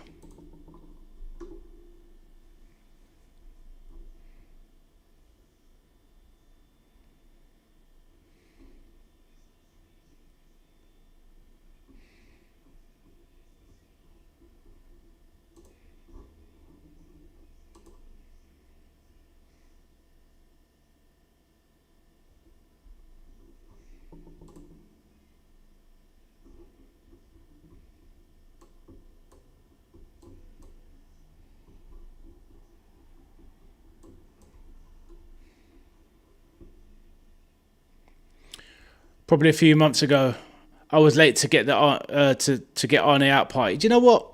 It's understandable. I know you said that you in recent times or in recent years you're not letting football bother you like that. Me personally, I was saying to Natasha that was in earlier that I was Arne Slot out during that that 9 defeats in 12. When I watched that week in progress where it was Nottingham Forest came to Anfield and bossed us off the park, beat us 3-0, could have been 5. And then during a week after that, it was PSV 4, Liverpool 1. I was like, nah, impossible. This shouldn't be happening. It's too much. Everyone can have bad form, but some of the results we've had this season, scandalous, diabolical. So yeah, I've been on Arne Slot. I felt I was a little bit late, to be honest, but I was Slot out in November. So yeah, I'm done with him. The style of play. It's horrific. That's what I can't take. It's not even about the losing. It's just the style of play. Liverpool need to play good football. It's a prerequisite. So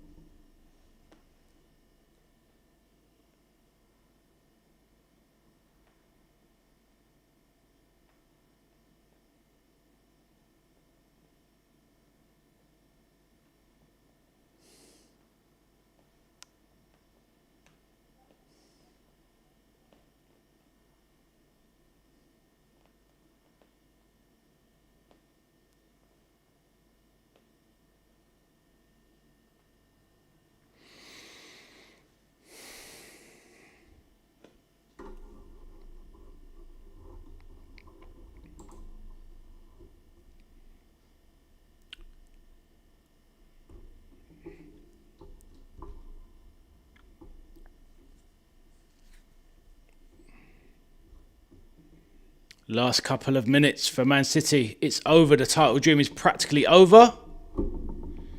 Practically over. Gary in the chat says, Champions, ole, ole. Peter says, it's baffling. Oh, Brooks could have sealed it for Arsenal. Just there. Pathetic. Powder puff shot. Should have scored. Peter says, it's baffling the fall-off. Bad form seems to be contagious within the team. I like fast attacking football. And then Peter says, Gary Robert Brown, congratulations. Very magnanimous of you, Peter. Very magnanimous of you. Yeah, well done, Gary. You've, you guys have deserved it. You've been the best team, so it's fair play And credit to Arsenal for winning the league. You have to give them credit. Evan Nilsson just puts one wide.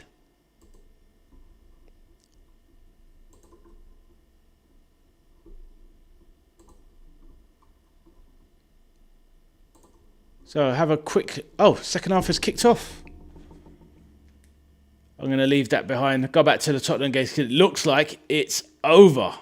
Actually, I'll stick with the... with the Man City game until it's done. Mathematical.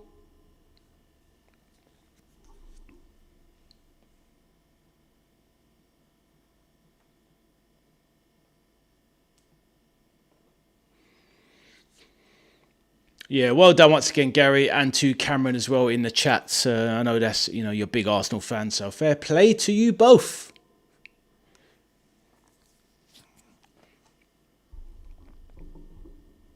In the chat, Gary says, cheers, mate. And, yep, I'm sure you're saying that also to Peter as well, who was magnanimous. So, yes, you are welcome.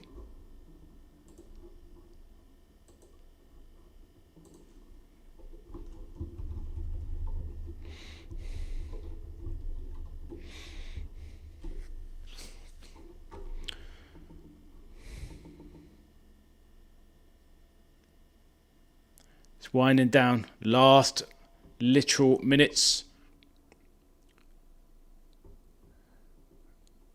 Cameron says, cheers, brother. Yep, you are welcome.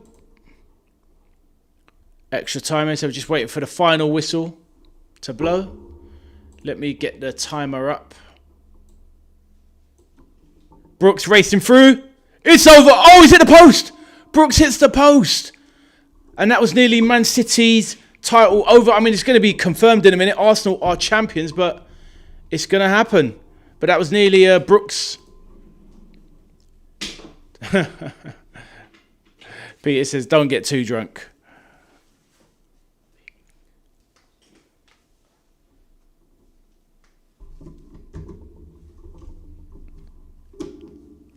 Six minutes additional time. Solo P says, Arsenal had the easiest run in the Champions League, mate. They've had the easiest everything. Absolutely, yeah. Their run for the Champions League final, unbelievable, right? I mean, geez, absolutely crazy. When you think about Real Madrid winning it the other year, when Real Madrid had to go through PSG. Who else did they go? Real Madrid went through some crazy team. Chelsea, when Chelsea were decent. PSG, and then Liverpool in the final. Man City. And you think, who have Arsenal got through to get through to the Champions League final? Literally no one. Actually crazy. And why didn't he play Doku? Oh, he played Doku in the FA Cup. I think Pep kind of maybe got the priorities wrong. Maybe the lineup wasn't as strong as he could have made. He kind of prioritised the FA Cup, which is kind of understandable. They've won 2 cups. But yeah, not starting Doku. Oh, he did start Doku. Okay. Oh, I don't know. Well, I wasn't following this game, so... Yeah, agree with you, Solo P.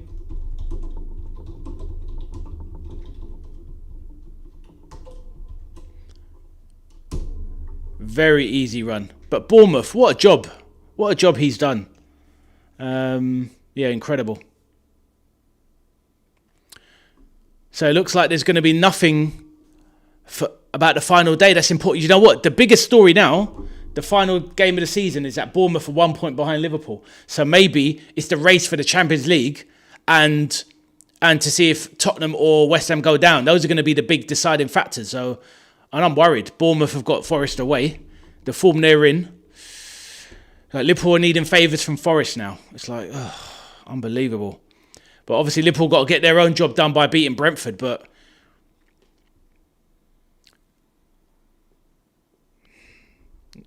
some arguments with Rodri and Justin Kluivert. Frustration.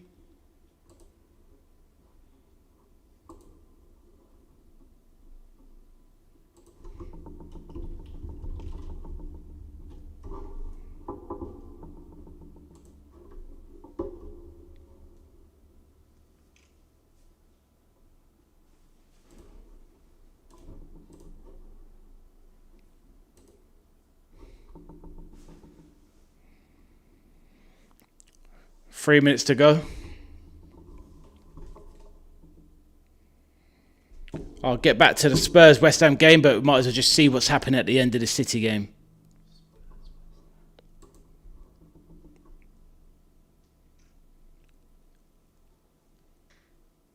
Free kick, edge of the box. Could that even have been... They might even look at that for a penny. Who knows?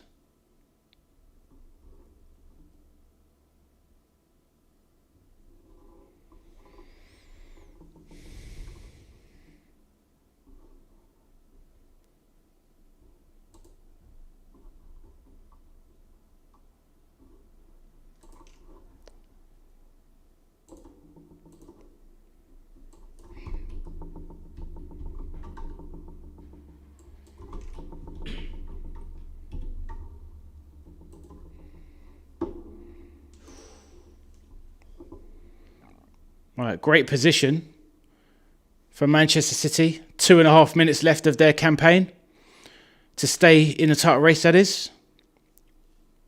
Pep Guardiola knows the jig is up.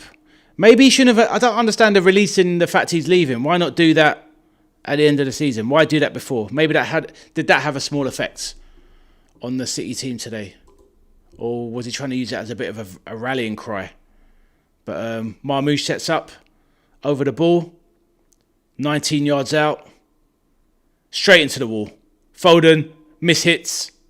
The replay. Shirky goes down. Bournemouth break. Bournemouth, like the Red Arrows. Looks like Liverpool of old.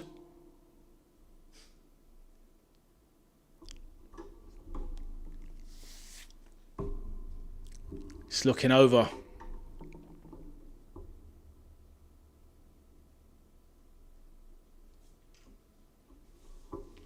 It's looking done and dusted.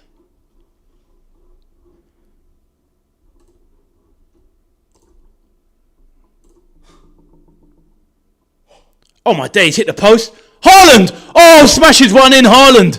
A minute and a half to go. Incredible. Oh my days. Haaland smashes one in. They've hit the post. And then Haaland gets the rebound and smashes it in with his big left foot. Unbelievable. Still time. Wow. Unbelievable. Unbelievable. A minute to go. So maybe 2 minutes to go. Maybe can City get one more attack to make it 2-1? Crazy stuff. Oh my day. What a finish that was. But that also helps Liverpool as well massively, to be honest. So come on, City. Oh my God, he absolutely wrapped that in. My goodness. Pep looks at the clock. He can't believe it. He's like, oh my God, we've got a minute and a half to go as he does his customary spit on the floor. Gahey gets the rebound. Booted down the field by Nico O'Reilly. Marmoush looks like he's towing a caravan on his back. Breaks. City foul. They're going to get everyone forward, surely. Donnarumma's got to get into the box, surely. God help us, all this fan base will be unbearable, Solo P says about Man City. Why doesn't Donnarumma get up there? It's like 20 seconds to go. Got to pump it into the box. Surely they need a corner from here or something. Deep in. O'Reilly. Oh my days. What have they got? It's going to break here. Savinho, good turn there. Oh, he should go down there. Try with a foul. What's going on with my feed? Yeah, I know you are. I know you're talking about Arsenal. I know. Right, City. Edge of the box. He breaks in. Cuts it across. Squared. Oh, my days. What drama. Bournemouth trying to clear it for Arsenal, basically. Oh, Kluivert takes it down. Spins around. City desperate to keep the tight race alive. Got to play it back to Donnarumma. Big pump forward. What's he got? It's blown. It's done. Arsenal are the Premier League champions. Pep Guardiola goes to the linesman and fourth officials looking for extra time. Haaland blows a snot out of his nose. But the fact of the matter is, Arsenal are the 2026 Premier League champions. And sadly, everyone's gonna have to get used to it. Their fans are going to be gassing up the streets. The Premier League belongs to Arsenal.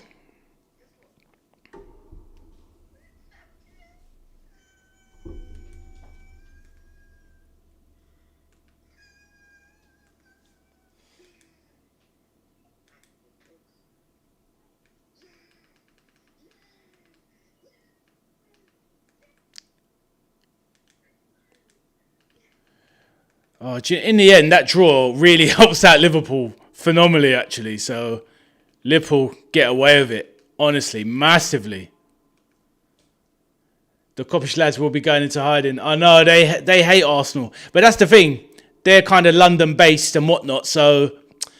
Or in and around, and they've got their kind of bias. I mean, I don't understand... I understand the dislike for Arsenal, but not the all-out hatred for Arsenal, if that makes sense. I don't hate Arsenal, I just dislike Arsenal. I mean, I don't want to say it on my channel because hate's a bit of a strong word. But I do hate Man United, to be fair. I do hate Man United as well. I want it to fail. But at least I respect them as a club. They are Liverpool's equals, and it's like Batman and the Joker. You've got Liverpool, Man United. Do you know what I mean? They are the best of enemies, as it were. But yeah, Arsenal, I don't see... what you got there? Yeah, exactly. So Liverpool, let's have a look at the table. It's still 1-0 to Chelsea, by the way. So at the moment, it's going to go to the last game of the season. So Liverpool have a plus 6 goal difference and a 3-point lead over Bournemouth. So even if Bournemouth beat, so what we need to happen, or not to happen, is Bournemouth to beat Forest like 3 or 4-0 and Liverpool to lose 2-0. So Liverpool more or less have mathematically crept into the Champions League on the last, with a game to go to spare. So thank goodness for that. That's a silver lining with City coming back. Yes, they'd have to score 7 now, Bournemouth, and obviously Liverpool to lose 2-3-0 sort of thing. So yeah, Liverpool would have to lose 2-0 and Bournemouth would have to win 7-0. So yeah, it's highly unlikely. So thank goodness we've got the Champions League. So let's get a new manager, Champions League football, and let's push on for next season. But fair play to Arsenal. They've done it.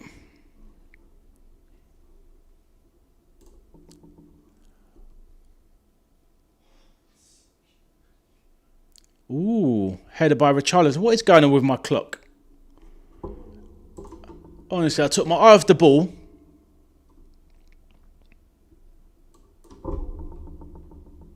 Alright, let's go for this again. Set. 58.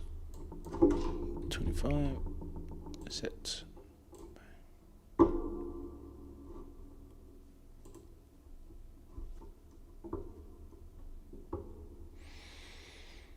Alright, timer working again, and yes, Arsenal are champions.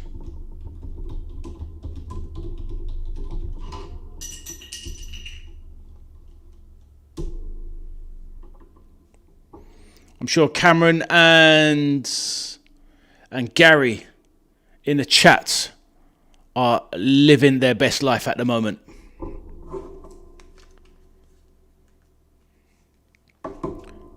Imagine it. I mean, there could literally be, if Tottenham equalised today, if Tottenham equalised before the end of the game, imagine. They'd be mathematically safe, more or less. Liverpool would have secured Champions League, and Arsenal are already champions. So there will literally be nothing to watch on the last day of the season. Literally just deciding who finishes in the European places. So, it could be an awful last game of the season with nothing on it. And very rarely do you ever get that. You get a final day of the season where there's nothing to play for. You never get that. There's always something riding on it.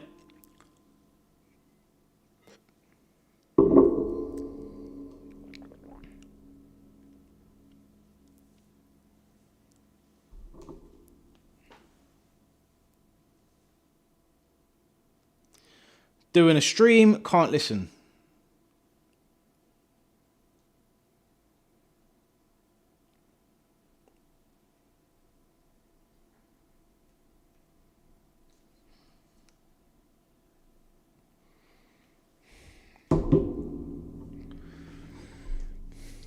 Right, Chelsea, free kick, right hand side of the box.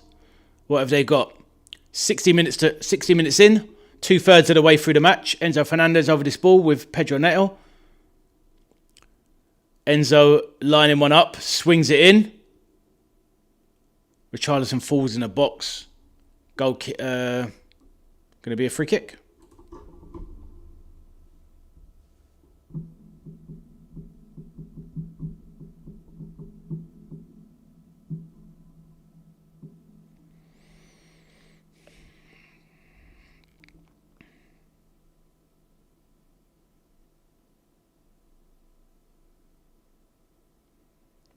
Chelsea playing it around. Chelsea fans buoyant. Gary says in the chat, loving life, heart emoji. Heart emoji. Oh, I'm losing my words. I've done too many streams recently. Well done. You are the Premier League champions. Respect to you and your team. To be honest with you, so many fans up and down the country are going to be mortified that Arsenal are champions now. But now that it's been done, we will eventually have to hear the end of it. Do you know what I mean? So yes, Arsenal are the champions.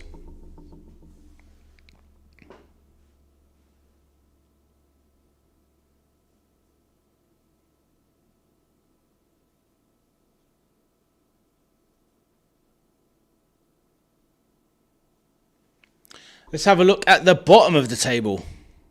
Have a quick look.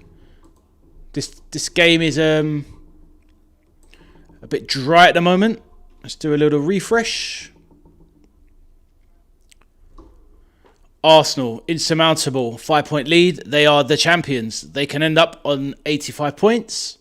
We'll see what they do last game of the season versus Palace. But Arsenal are the champions. City finished second, Man U third. Liverpool could still get fourth. Man City's last home game of the season is versus Villa. So if Liverpool win their last game of the season, Liverpool could finish fourth. So it's something to play for at least. Can Liverpool get top four? And there's the crunch. This is the big thing going into the last game of the season. Tottenham on 38 currently. West Ham on 36. That's going to be where the drama's at. As it stands.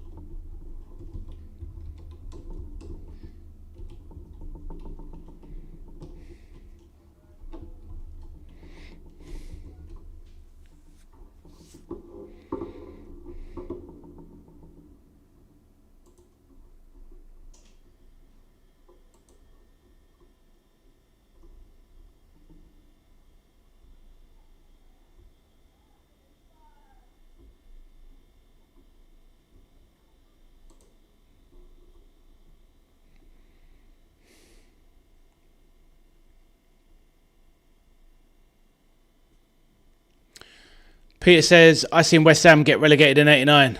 I think at Anfield Road 5-1. Is that what the score was? I can't remember who went down there. Obviously, I know that year we won it. Because obviously we won it in 89 and 91. Oh, sorry, Arsenal won it in 89. What am I talking about? 89 and we won it in 1990, sorry. Yeah, West Ham went down in 89, did they? Can't remember. Yeah, Arsenal, of course, won it in 89 and 91, obviously. Yeah.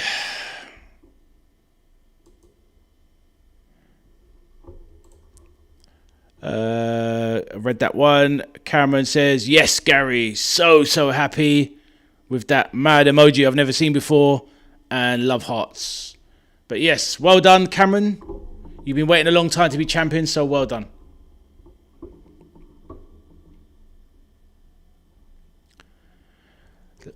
Just hope, I mean, my personal thoughts now that Pep's leaving is that I think that depending on who gets there, oh, good take by Richarlison, kept a ball in, cleared by Chelsea. Yeah, I believe that with Pep going, I think it really narrows up the lead. Maresca's an okay manager. He'll do okay at City. He'll keep them competing, keep them competitive, I'd imagine, as long as they avoid the 115 charges, of course. But I think it's open. I think it's anyone's ball game next season. I think Arsenal, like I said earlier, can go two ways. Arsenal, they've got the monkey off their back now. They are champions, so they've gotten over the line. But usually, as we see, once the team becomes champions, the desire and the hunger goes, and there's usually a drop-off. So if Arsenal, who are the best team, do drop off a little bit, Man City drop down a little bit because of Pep going, Liverpool get a new manager, some improved players, they go back up. Man United could get 4 or 5 good players. They could go up a little bit. Chelsea with Alonso. You never know. It could be there could be 4 or 5 teams in it next season. So I think next season is going to be very, very interesting. Very, very interesting. Can I please ask everybody that's in the chat, please do. I know you've subscribed, which is really wonderful. Can you please drop a like on the stream? Would really appreciate it. I know from doing a little bit of research and whatnot, it's all about those YouTube algorithms. So hopefully you don't mind dropping a like on the stream and helping me out. Cole Palmer breaking, punching forward. Neto, right side of the box. Spins, left-footed cross into the box. Brought down, that's 2-0! And that's a great goal. Well played by Andre Santos. Levelled in on his left boot by Pedro Neto. Headed down. And then tapped in easily. Andre Santos sneaking into the box. Spurs had a little bit of control of the game, but they lost that. So we are going to get drama last game of the season because Tottenham are not coming back from 2-0 down away at the Bridge. Chelsea players ecstatic. Peter says, I seen the first game in 89. The away game was when they were relegated. Ah, I see. That's funny enough because the season we won... I can't remember which season it was. I think it's the season we won the league. Or was it the season after? Anyway, I went to see West Ham at Liverpool. I watched us cream them 4-0. Saw Sturridge score. Sadio Mane. Loved me a bit of Sadio Mane. What a player. And obviously Mo Salah. Yeah, that was a great day. Took my 2 sons as well. Made them do that drive up to Liverpool. Yeah, Tottenham about to make 3 changes before the goal was scored, but too little, too late. 2-0 to Chelsea. Tottenham are going to go down to the wire. That is going to be drama on the last day. What's everyone's thoughts about the relegation battle? Because this is as it stands. Tottenham, I'll bring up the table. As you can see, Tottenham is on 38. Peter says, come on, West Ham. Tottenham's on 38, West Ham's 36. Obviously, the goal difference is as good as a point. So basically what needs to happen is West Ham have a home game against Leeds. You'd like to think that if West Ham need to stay up, they'd go all guns blazing and beat Leeds. Tottenham are at home to David Moyes' Everton.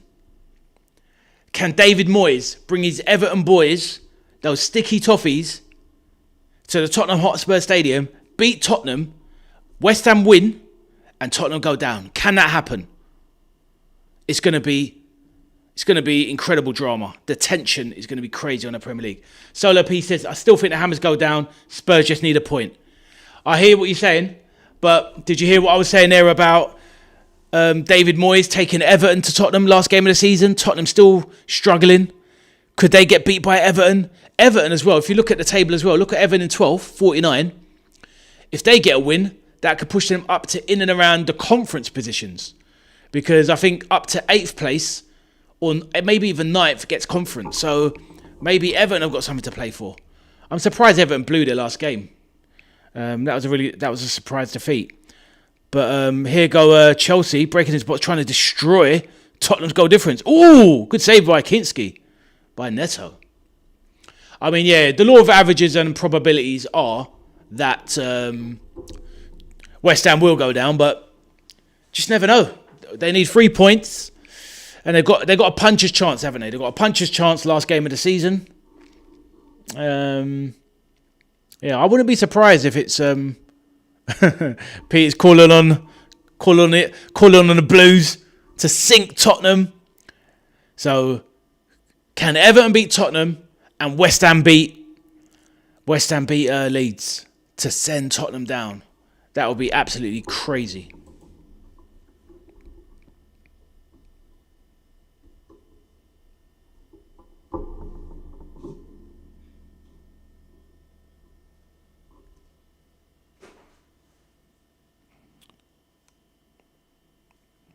Hello, Deb. No, I'm watching on Hub Sports. I'm on the 70. I'm in the 72nd minute.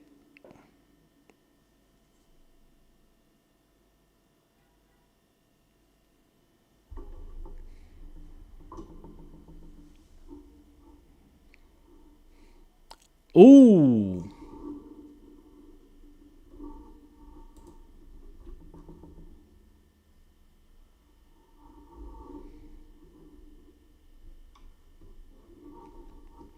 So Enzo Fernandez, man of the match so far, I'd say, in this game. Goal and assist.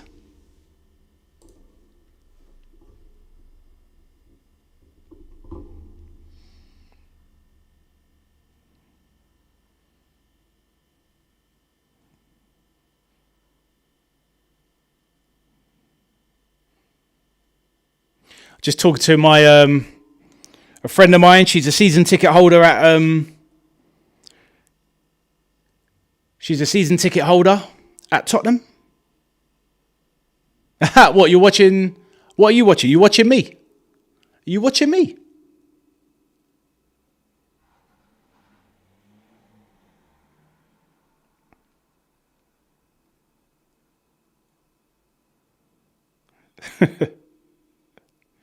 Hello, Debbie. How are you? Lovely to see you in the stream. Are you watching the game live?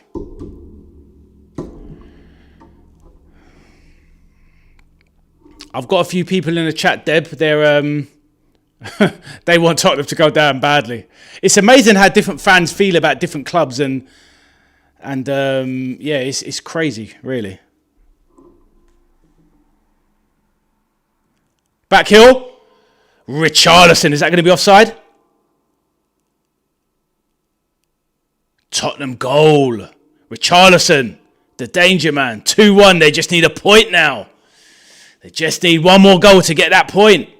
Let's see it happen now. Let's watch the replay. Cucurella, poor header out. Richarlison is definitely onside. Ball across. Yeah, he's definitely onside.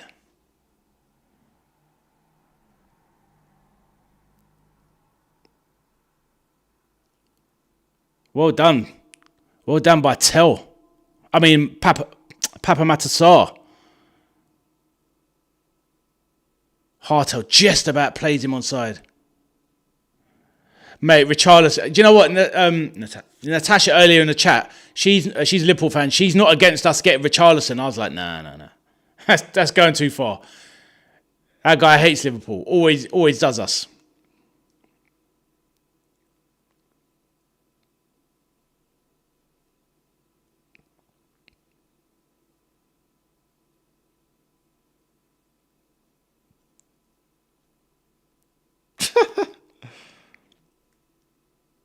No, how are you going to pause me like that? Anyway, I'm busy on stream. Later. Allow that.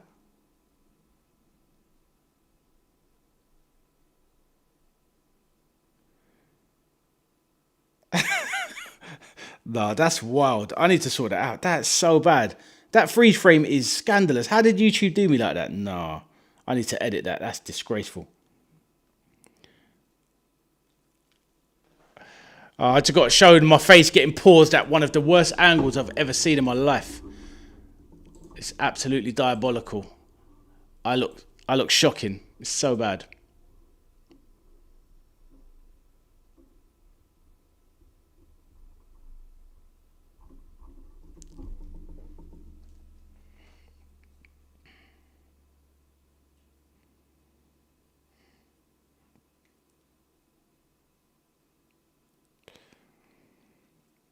I'm actually looking at questioning my life decisions.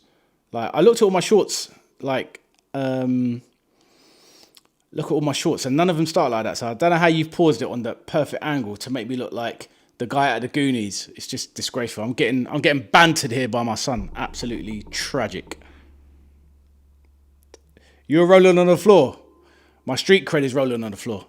That makes me look like Sloth from the Goonies. It's disgraceful. But anyway, whatever.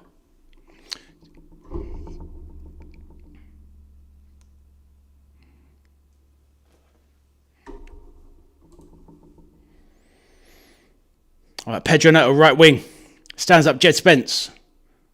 The only man with the burners that can keep up with Pedro Neto, Jed Spence. Richarlison dives to the floor, coming together with Caicedo. He's making a massive meal out of it. Richarlison, he's such a donut, honestly. Hey, the Goonies was a great film, Peter. Apparently, do you know they're making not a remake, they're making a sequel, apparently. And I think they're going to dust off all of the actors in it. And like, what's the point? Anything to make a buck. Some things, why can't they just leave things alone? Be like, Sloth, hey you guys. That's one for you older heads in the chat. Yeah, that was a brilliant film. I love the Goonies. Absolutely amazing. So can Tottenham bring it back from the brink? 2-0 down, you wouldn't have given them a chance, but you know, that Richarlison, well, consolation so far. They were looking good the last 10 minutes, Spurs, to be fair. They were gaining their way back into the game. And they're quick to get on with it. 13 minutes to go. Plus additional time. Maddison on.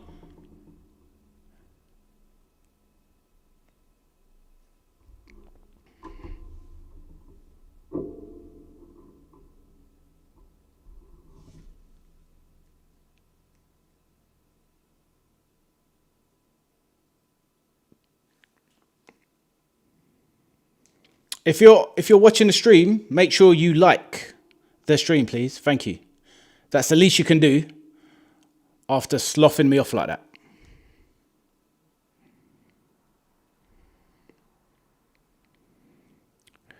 Debbie, Richarlison is never wanted to play for Liverpool. We do not want him at our club, ever. We don't need that. Those pigeon antics at Liverpool. Thank you.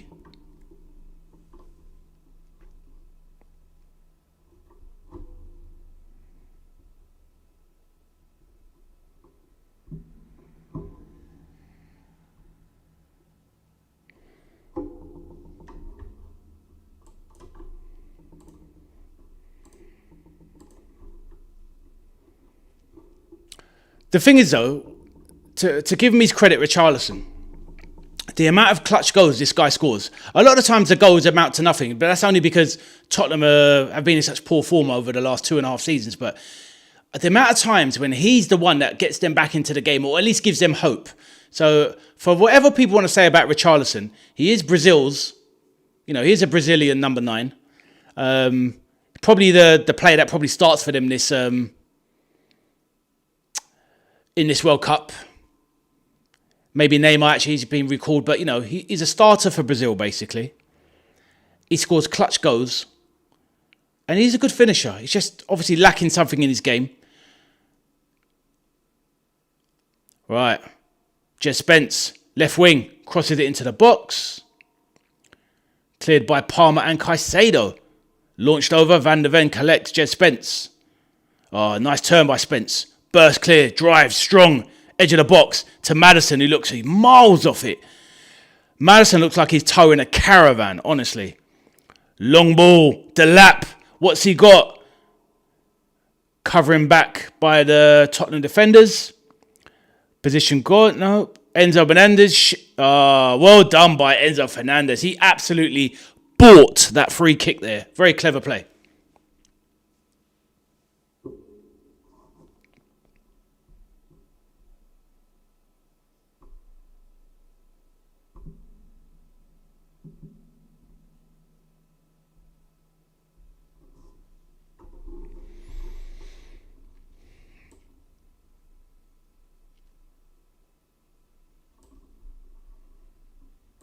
Yeah, so we're just waiting for this free kick to be taken.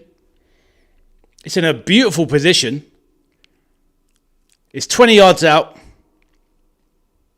Just the right-hand side of the Tottenham goal. Kinski lining up the wall. Matthias Tell doing the draft excluder along the bottom. Who does this favour? Is this Enzo Fernandez range? Cole Palmer range?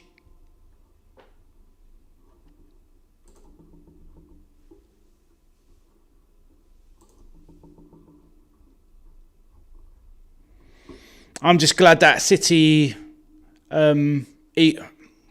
City equalised in the end. That makes it less stressful for Liverpool last game of the season. More or less sealed our Champions League qualification for next season. Now we just need Arne Slot gone. Give Arne Slot the ESAC. And let's get it moving for next season. Cole Palmer stands over this one. Get ready to hit the left peg. Enzo Fernandez. Pedro Neto telling the ref to put the ball back. Neto walks away. It's either Enzo or Cole Palmer. It's going to be Palmer. Ooh. Well defended by Sarr. Richarlison plays it back. Jed Spence on his own on an island. Clears it, but straight to Fernandez. Flicks one over.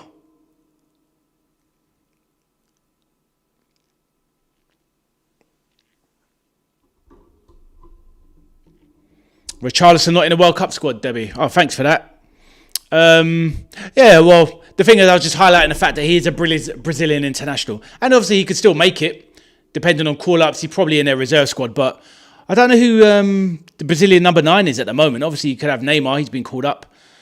Gabriel Jesus. Does he get into the squad these days? I don't know. Obviously, this is the poorest Brazilian national team we've seen in our lifetimes.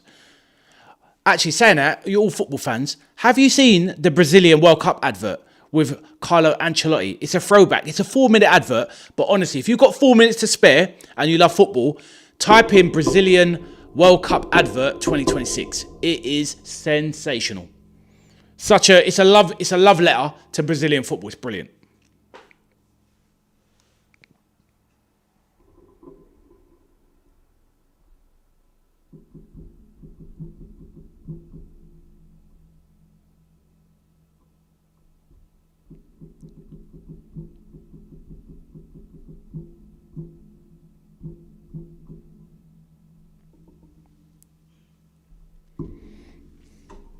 Right, Maddison to Richarlison, turns in the box to Maddison, who's going to score surely. Oh my goodness, what a block from Hato. He came out of nowhere. I thought that was going to be the equaliser for Maddison and Spurs. Had to. What a block. Maddison sees his name in lights. Takes ages to take the shot. Takes ages. He took an extra step. Why doesn't he shoot first time? And he let Sanchez close down the angle. Maddison looks miles off it, honestly. He's got to score there. That's you keeping them in the league. Debbie, how do you feel about that? Your heart must have been in your mouth. Wow. What a block from Hato. Incredible.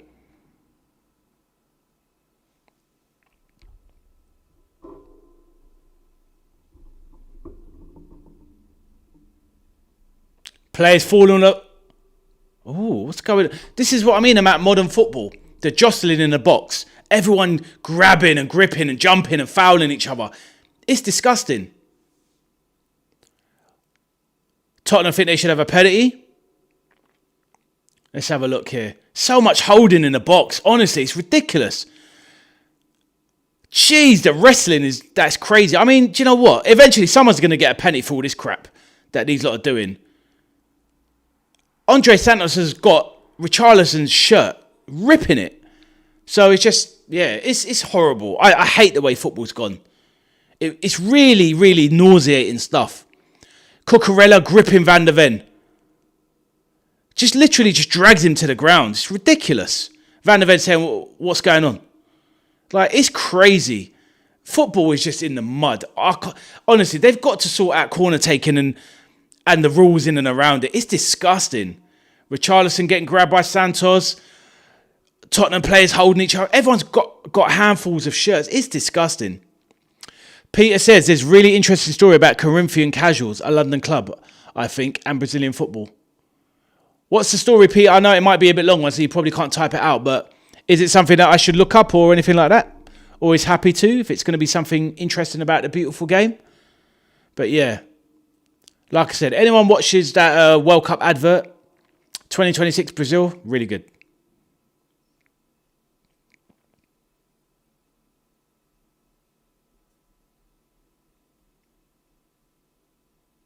They're struggling to get this game going again. There's so much nonsense going on. in the box. Players pushing each other around, shoving, gripping, shoving. It's just really bad, really ill-tempered. It's horrible. How does a referee officiate this? Sanchez grabs the ball, fumbles, drops to the ground.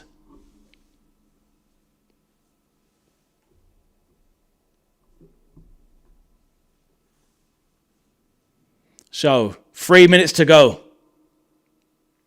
Oh, Spence hit by Palmer. Is he going to book him for that? Yellow? Oh, no, it's Delap, sorry. Kind of gives Jet Spence a nudge in the face. Not exactly an elbow, but a nudge in the space. Spence goes down like a ton of bricks. It is a bit of a... He leads with his forearm. It's not an elbow to the head or anything, but it's a little bit forceful. But actually, he's looking at him straight, so he knows what he's doing, to be fair. But it's an arm across the face. It's a little bit unpleasant. Could have been worse. It was very cynical from Delap. It was a little bit nasty. But not a clean elbow or anything like that.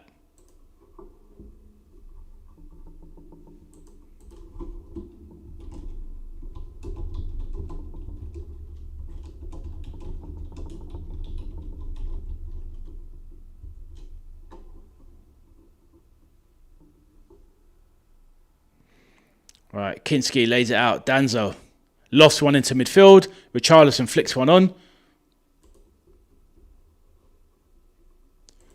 Message in the chat. Cameron says, don't care, lad. We are champions.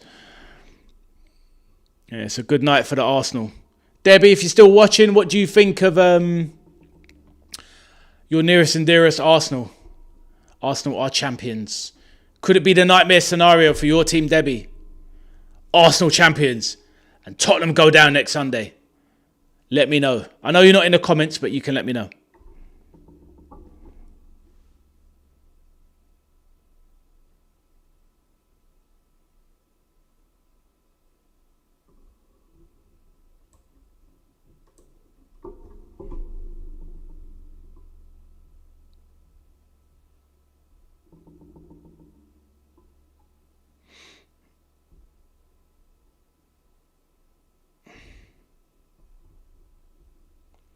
Peter says, a 19th century amateur club renowned for strict adherence to amateur ideals of fair play, the club's global legacy includes inspiring the creation of Brazilian giants SC Corinthians. I see. No, fair enough. It's amazing the origins of certain football clubs and the influences they've had on the beautiful game overall. So,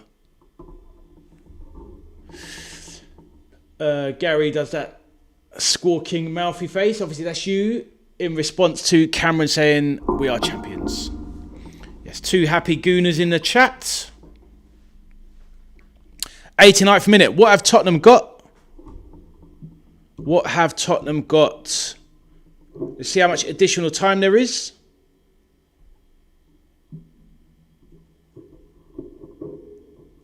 Right, Tottenham break. Conor Gallagher, the Energizer Bunny. Plays one centrally. Bentancur, the number 30. Back to Conor Gallagher. Turn spin, surrounded by Chelsea shirts. Referee gets in the way. Conor Gallagher shoves the ref out of the way. Bentancur. Over to Van der Ven. Over to Danzo. Playing it round the back. Back into the Chelsea half. Jess Patel, sorry. Garnacho lays one back. Ball is ping-ponging all over the shop. 7 minutes. 7 minutes additional time. 7 mins. 7 mins. Can Tottenham save their Premier League status tonight? It's tense. Richarlison slips clear. He's on the left side of the box. Dribbling, standing up, nice ball in to Maddison. The long hair, it looks like he's getting in his way. Oh, well played out by Chelsea. And they're on the break now. Enzo Fernandez breaks. He's got Garnacho ripping to his right. Slips in. I don't even know who this player is. Nuka. Looks like a youngster. Looks like Kobe Mainu with dreadlocks. Fake Mainu, I'll call him. His name's Nuka.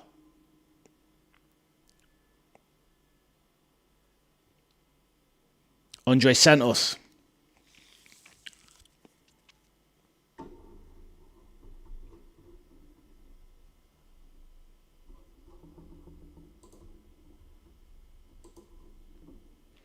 I mean, with this, Chelsea could still get in the Champions League.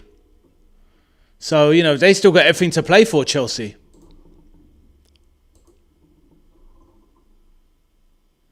Right. Oh, Chelsea have the ball, but give it away again. Van der Ven bursting through into the Chelsea half, but yellow card. Cynical.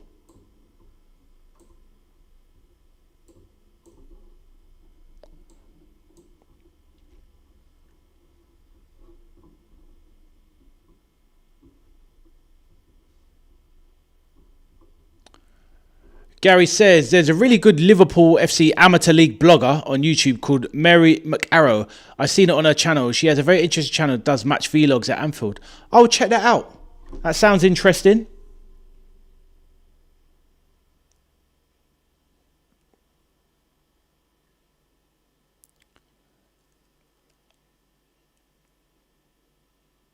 Oh, Conor Gallagher, edge of the box. Wins a tackle from Caicedo. I don't know what Chelsea are doing. They're doing their best to not throw the game away, but to give Tottenham another opportunity. Solo P says, watch this go in. Maddison. He's been out all season. He looks like he's aged about 5 years since we've seen him last properly. Come off the bench 25 minutes ago, didn't he? And what is he going to do? Peter says it's rigged. Maddison steps over. He's a good free kick taker. Oh, 5 yards over. Shocking.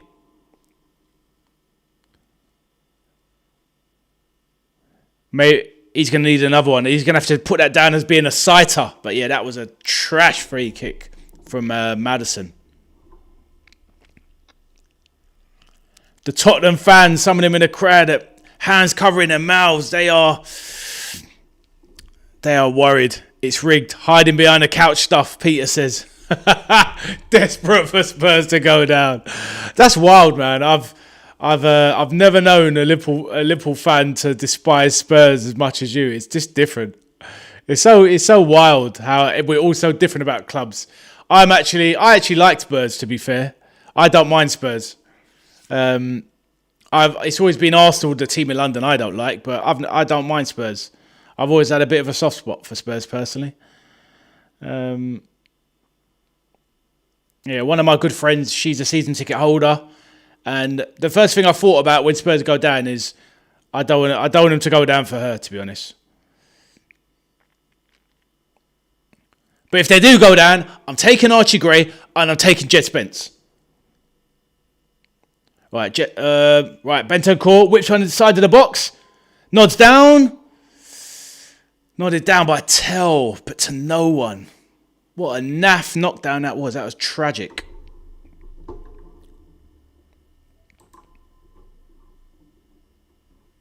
We're in the 96th minute. If Spurs go down, give me Nicky for a cheap price. You mean Mickey Van der Ven, yeah? And that's the thing, they want silly money from him. Do you know what? I'm not. Initially, I didn't mind the idea of Van der Ven. He's got great recovery pace, but the size of him, he's an absolute unit. He goes down. He's so physically weak. It's ridiculous for the size of him. His defending's a little bit mid, but me personally, everyone's got their own opinion, but I'm taking Jed Spence, and I'm definitely taking Archie Gray all day long. That'll be the first player that we should take off them. Good utility player. Conor Gallagher gives it away. Chelsea look like they're going to hold on for these crucial 3 points.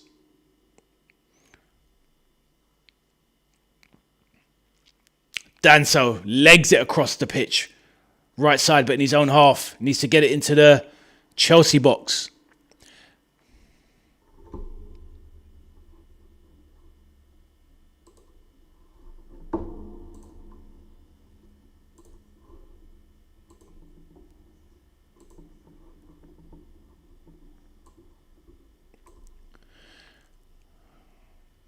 45 seconds to go.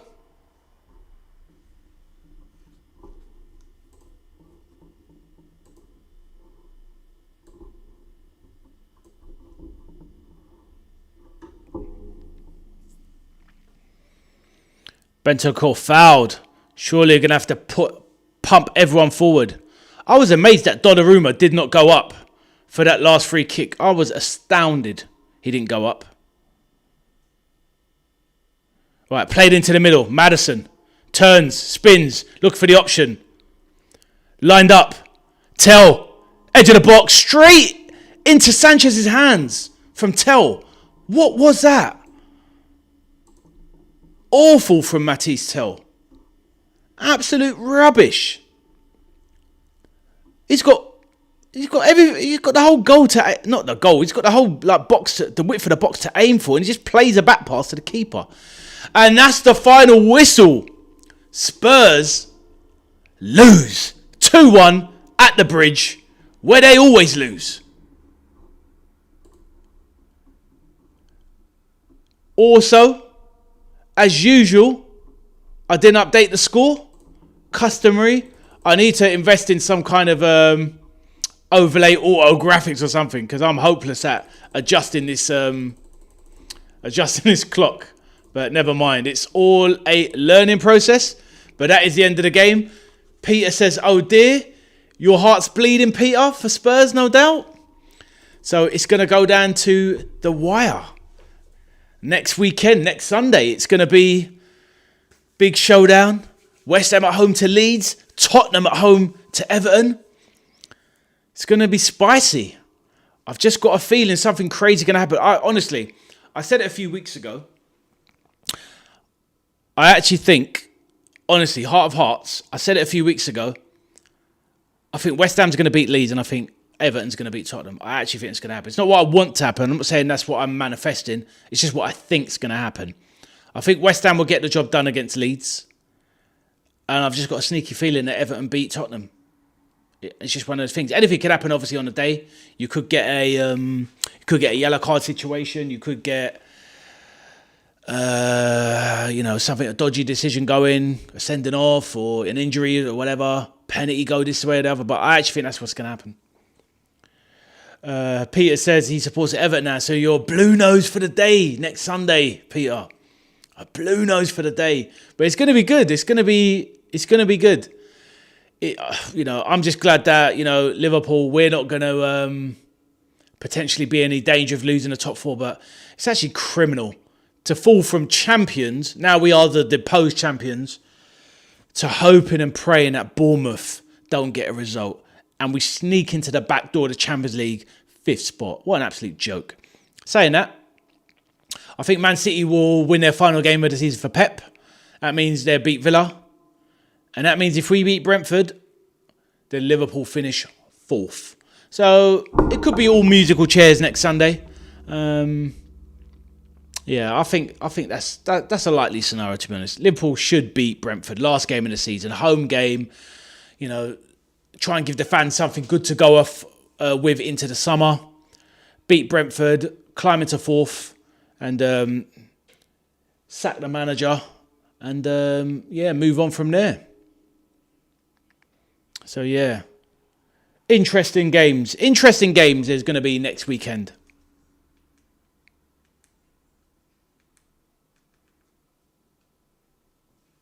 Thank you, Solo P. Appreciate it. And you have to let me know. I mean, I will respond to your message, actually. I've got it outstanding, so yes, I will respond to that. And I'll have a look at your channel and see what it's all about.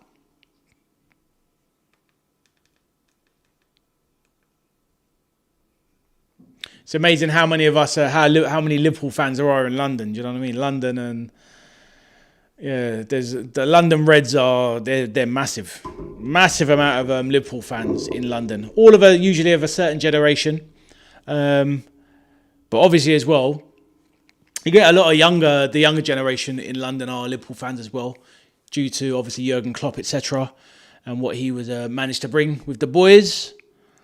So we see these things come in waves, because weirdly, growing up at secondary school, and once I left and getting into the working world, Man United fans were everywhere. But and obviously they're still everywhere. But what you'll find is that in the London sphere, in the London space, in the demographic of, say, 17, 18 and younger, the Man United fan base in London is small because of the lack of success in the last 10 to 15 years. So, it's very interesting how it all works.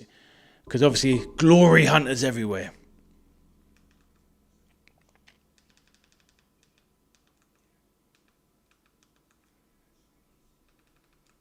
But yes, thank you I'll stay on for a little while longer for anyone who wants to talk. Thank you for everyone that's joined me. Do please remember to drop a like on the stream and subscribe if you haven't. It'd be really appreciated as I continue trying to grow the channel. So yeah, that's what it's all about. Trying to have a nice atmosphere, nice place of positivity, and a place where people can go and chat, enjoy the game together, and have a laugh, etc. So yeah, definitely. There's been some funny messages in the chat today. I've enjoyed reading a lot of the comments and learned a few things as well. Peter says, United's fan base must have shrank globally last 10 years. Oh, 100%. 100%. Imagine there's a whole generation of fans that will believe that, hey, Arshid, lovely to have you. Big love from India, a place I want to visit one day. I definitely have plans to. So thank you. Hope you enjoyed the stream. And make sure that you drop in a bit early and say hello next time. And if you don't mind, drop a like and subscribe to the channel. Would really appreciate it. So thank you. And big love from India. Send over some of that golden weather as well. We need that over here. It's been chilly in England.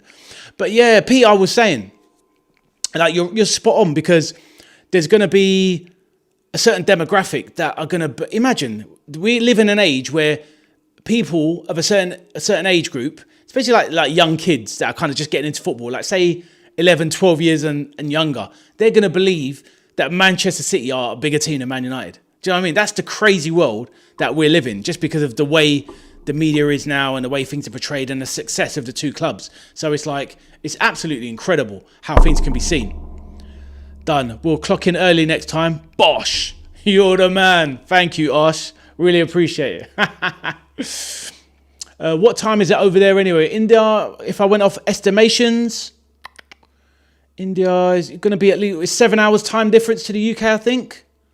So, yeah, you're either, what would it be, behind or not the greatest time zones. Maybe, you're about midday in India right now, maybe?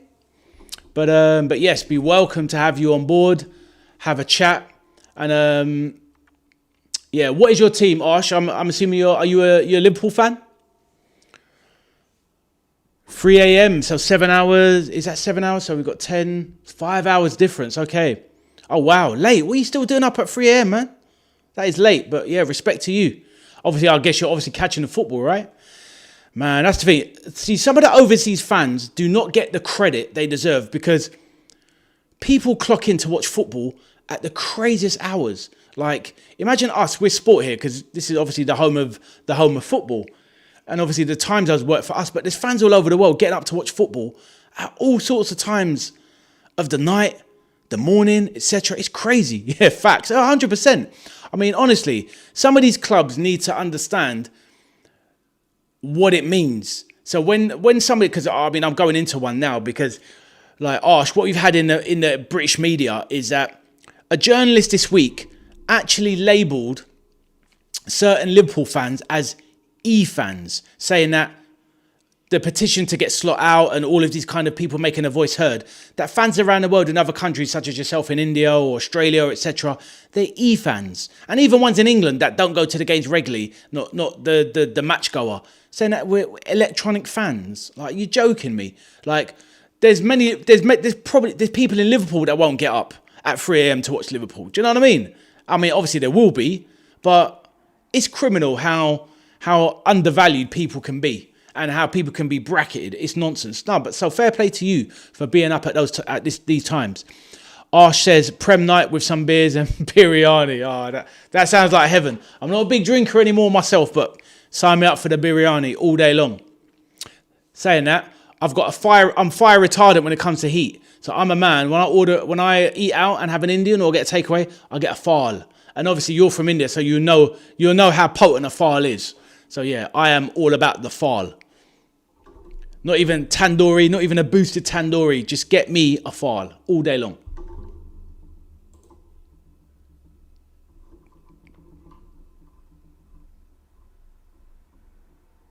A Bangladesh biryani for me. Do you know something? The mad thing is, Peter, right? Do you know that's the thing? Arsh over here, curry or Indian food or takeaway or eating at a restaurant, Indian food is like the number one on average. Do you know what I mean? In terms of like the food that we British like to eat when we dine out or kind of get as a takeaway, as a special treat, etc. And yeah, but most Indian people, they come and eat Indian food at an Indian restaurant. They're like, what is this? This is not Indian food. But you know, like England has its own subset of Indian food. This is why one day I will go to India. I want to go to the national park that I forget the name. Ranthambore. I want to go to Ranthambore. Want to do like a tiger safari, etc. And a tiger hunt, not hunt, but you know, the wildlife hunt where you get to try and spot a tiger. So what is Arsh says, what is that painting in the background?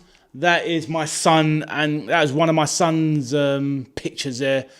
They're kind of takes on Oriental themed, whatever. It looks like it's a bit like devil worship, to be honest. It's not really. It's more like a fallen soul in terms of like an Oriental warrior. He's got a few of these. He's got the yin and yang over there, and he's got like a depiction of a Japanese landscape. He's got a samurai warrior. So yeah, it's not the greatest art. Peter says, I went to Goa years ago and the food was different. Yeah, exactly. That's what I mean. An Indian from India that lives and born and bred in India will tell you that what is this food you lot are serving up in England? It's definitely not Indian food, but you know, it's the same as Chinese food as well over here. It's like the UK, the word is, obviously, we bastardize things, don't we? Other things come from other countries, and even Indians that run Indian restaurants or food shops, they bastardize the food and make an English version. But we English do that as well ourselves. Go hard.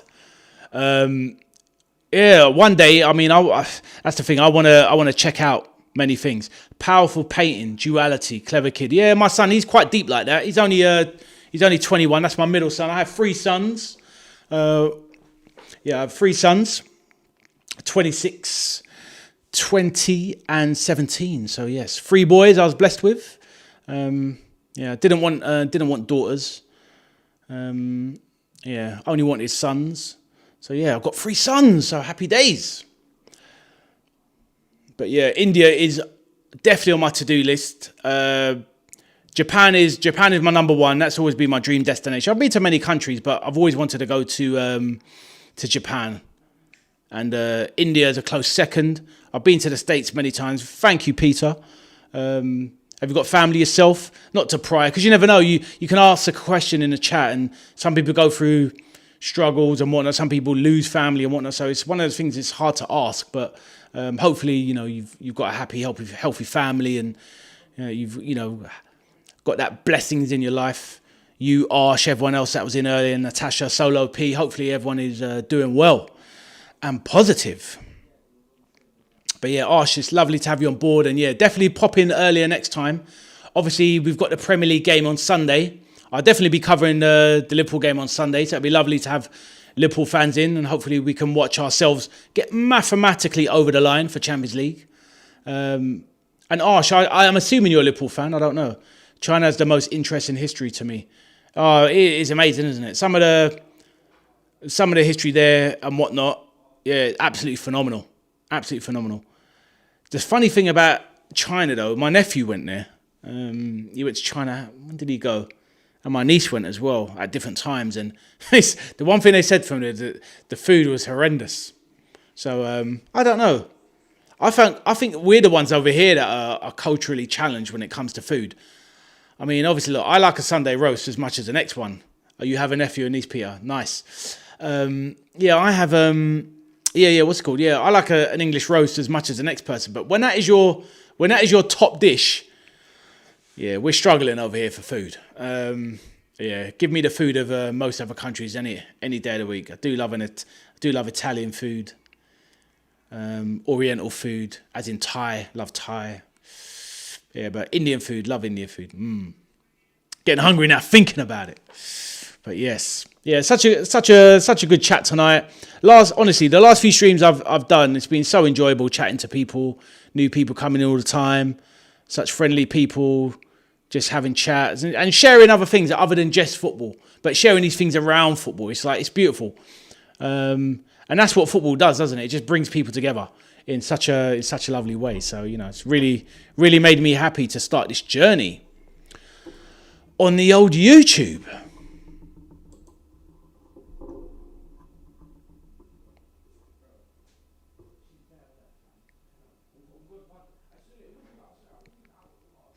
All right, let me see my phone.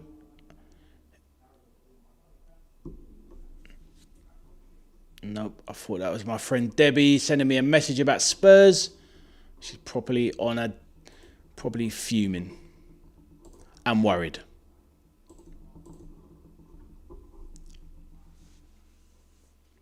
But yes. Yeah, amazing drama in the Prem today. This game went as expected. Oh, do you know what? And once again, my prediction was right again. Oh no, I changed it to 3-2. Damn it. I went 2-1 at the start and then I changed it to 3-2. But got the margin all right.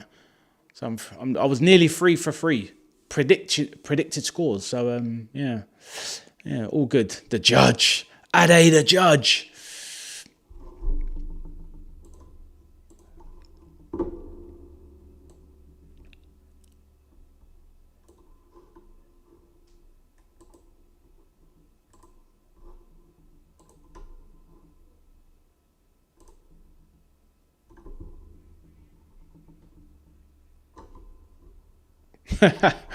Peter says predicting scores is so annoying. It is, isn't it? Because it's just such a hard thing to do anyways. Like, that's why, when you see the Soccer Saturday, when they do the Soccer 6, when you got to predict 6 results and somebody actually wins that, it's like predicting 6 actual scores is insane. Just getting 1 in 6 right is phenomenal. But obviously, you can always play the percentages and go for a 2-1 here and keep the score down to between 2 to 3 goals, and you usually won't go far wrong with a football match. But yeah.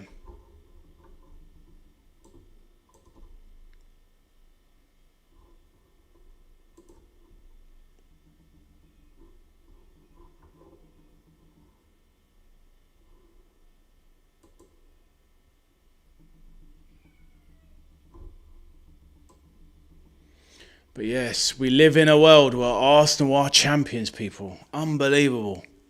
They've done it after 22 years. Quite incredible. The question is, have they done it the right way in terms of the football and the philosophy? But they've got it over the line, and that's the main thing. So I'm sure their fans are not going to care. And I guess it's up to everyone next season to see what they're going to do. Can Man City come back with Enzo Maresca? Can Liverpool install a new manager, get some signings in and propel themselves back into the frame? Can Man United do the business and get 5 or 6 players that are going to need to flesh out the squad to handle the battles of Prem and Champions League football? And will Xabi Alonso automatically, even as a little bit disrespectful to Arteta because he's now a Premier League champion, but is Arteta and now Alonso going to be the highest rated managers in the league? Possibly so. So, yes, it's going to be very interesting next season. Debbie tells me you're not allowed to say Oriental anymore. Wasn't expecting to win, but was hoping for a draw. Is that right? We can't say the O word for people from the Orient area. Is that a thing? What do we have to classify then? Oh wow, I didn't know that, but I don't need to be out here getting cancelled, Deb. So thank you for the heads up. Obviously, okay, I need to look into that. Because otherwise I would have just said that to the day I died because I didn't think that was a thing. But There's many things that we can't say and do these days, or, you know, do you know what? I'll give you an example of something if you're listening, Deb. I was in the supermarket today, and I walked past an older lady who was trying to reach for something, and I got it for her and whatnot, and then she was standing there, and then but I needed to get something. So I said, sorry, and I quickly nipped in front of her, reached up, blocked her view, but she didn't look like she wanted anything. She was just kind of dawdling. And then I walked off and I said, sorry, love. And I was like, I can't say that anymore. I know she didn't mind because she comes from an era way before me. East Asia, I think. Okay, we've got to say East Asia. Okay. Noted. But yeah, so I said, sorry, love. And it's like somebody somewhere would be offended by that. And it's like, you can't do or say anything these days. So, yeah, it's one of those things. And that's the problem with modern life. And this is why I'm glad I come from the era and the time I did. To be honest with you, I'd hate to be a youngster again. I'll be real. I'd hate to be 16, 17 again, just because the way the world's gone. It's just, I guess every person of a certain age feels that way. But yeah, I just think our world is descending into a bit of chaos. But hey, you know, each to their own. 90s were great as a kid. I mean, 80s were great. Oh, they were, weren't they? Honestly. The days, no mobile phones. Yeah, Mum, I'll see you in a bit. I'm coming back later. You know, going out at 10 a.m. after you've had your breakfast, whatever, on the summer holidays, and you come back in at 8, 9 o'clock, your mum worrying about where you, but, you know, just out the back playing with your mates. Yeah, those are the days. Riding bikes, playing football all day, and maybe jumping inside, and if you were lucky, you might have something like an Atari to play or something like that. But other than that, yeah, the 80s. Growing up in the 80s, amazing. Amazing times. The best of times. Whereas, you know, to anybody in the chat or that's had kids, or not everyone's been that fortunate, but, you know, these days, I mean, with my kids, I kind of made sure that they always went outside to play. I always kind of pushed them outside to play. They didn't take to it like I did when I was a kid. All I ever wanted to do was go out and play. But there's kids these days, this era, kids under 6 or 7. Well, first of all, there's scaremongering going on, so most parents are scared to death to take their eyes off their kids. But kids find it these days that you push them outside, it's like, you're punishing me. You're taking me away from the internet or a tablet or screen time or whatever. It's scary. Scary where the world's going, but it is what it is. I don't sign up for it, but yeah, the 80s were great. The technology today far outweighs human capability. It's dangerous. It's unreal, isn't it? Honestly, this thing, and the weird thing as well, Peter as well, is that when I went to university, I did computer science, and got my degree in computer science. Worked in IT for a little while, and naturally, I do have a natural affinity to it. I'm a bit of a dab hand with it, but the way it's gone is crazy. This whole AI thing and where it leads to, and now, I mean, I use it now to generate things for my content in terms of, like, you know, pictures and adverts, etc., and some of the YouTube descriptions for my content. I use AI, and it's unbelievable how quickly it can just do things, bang, just like that, make a picture, bang. You know, it's just scary how powerful it is and where it's going. It's crazy. Crazy and scary, to be honest, but yeah, it is what it is. You've got to kind of harness it in the right way, and it's more dangerous than war. Yeah, it really is. It really is.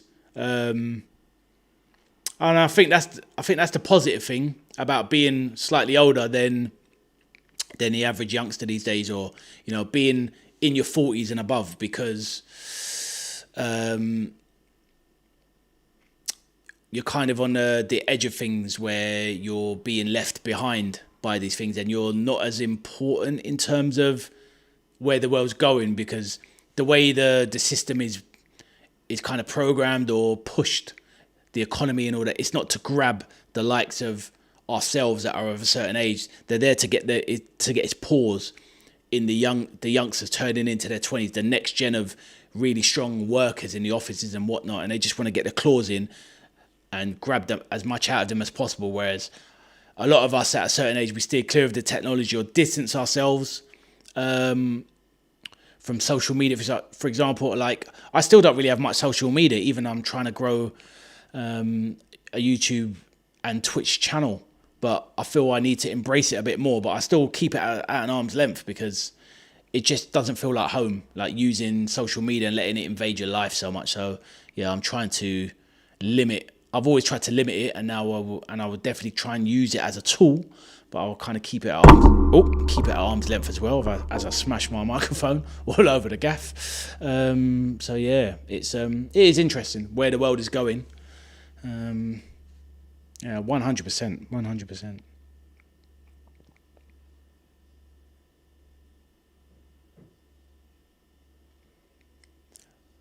But yeah, thinking about next time, back to the footy. Always come back to the footy.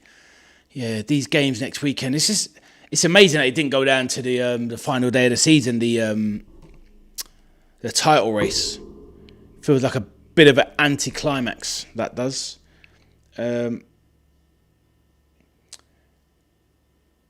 Oh, Debbie, I did read that already. Debbie wasn't expected to win, but was hoping for a draw.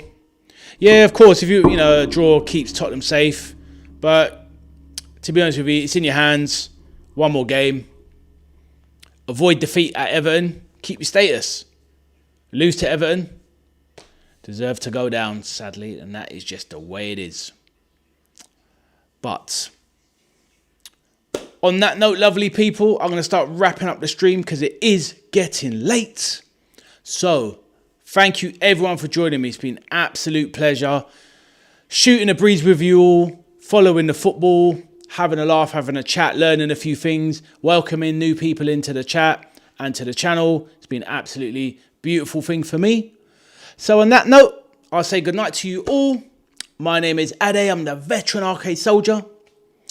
And if anyone is watching this back later or see any aspects of it via YouTube Shorts or anything like that, please do drop a like on the channel and consider subscribing. And I will see you next time. I will be doing a watch along tomorrow if anyone's about and wants to join me. I will be doing, tomorrow, Wednesday. There's a big game on tomorrow. I know there's a big game on tomorrow. Can't remember what it is now, but I'm doing that one tomorrow anyway. But yeah, Peter, absolute pleasure as well, my man. You take care. Everyone have yourselves a lovely night. And I'll see you on the next one. Thank you and take care. Look after yourselves.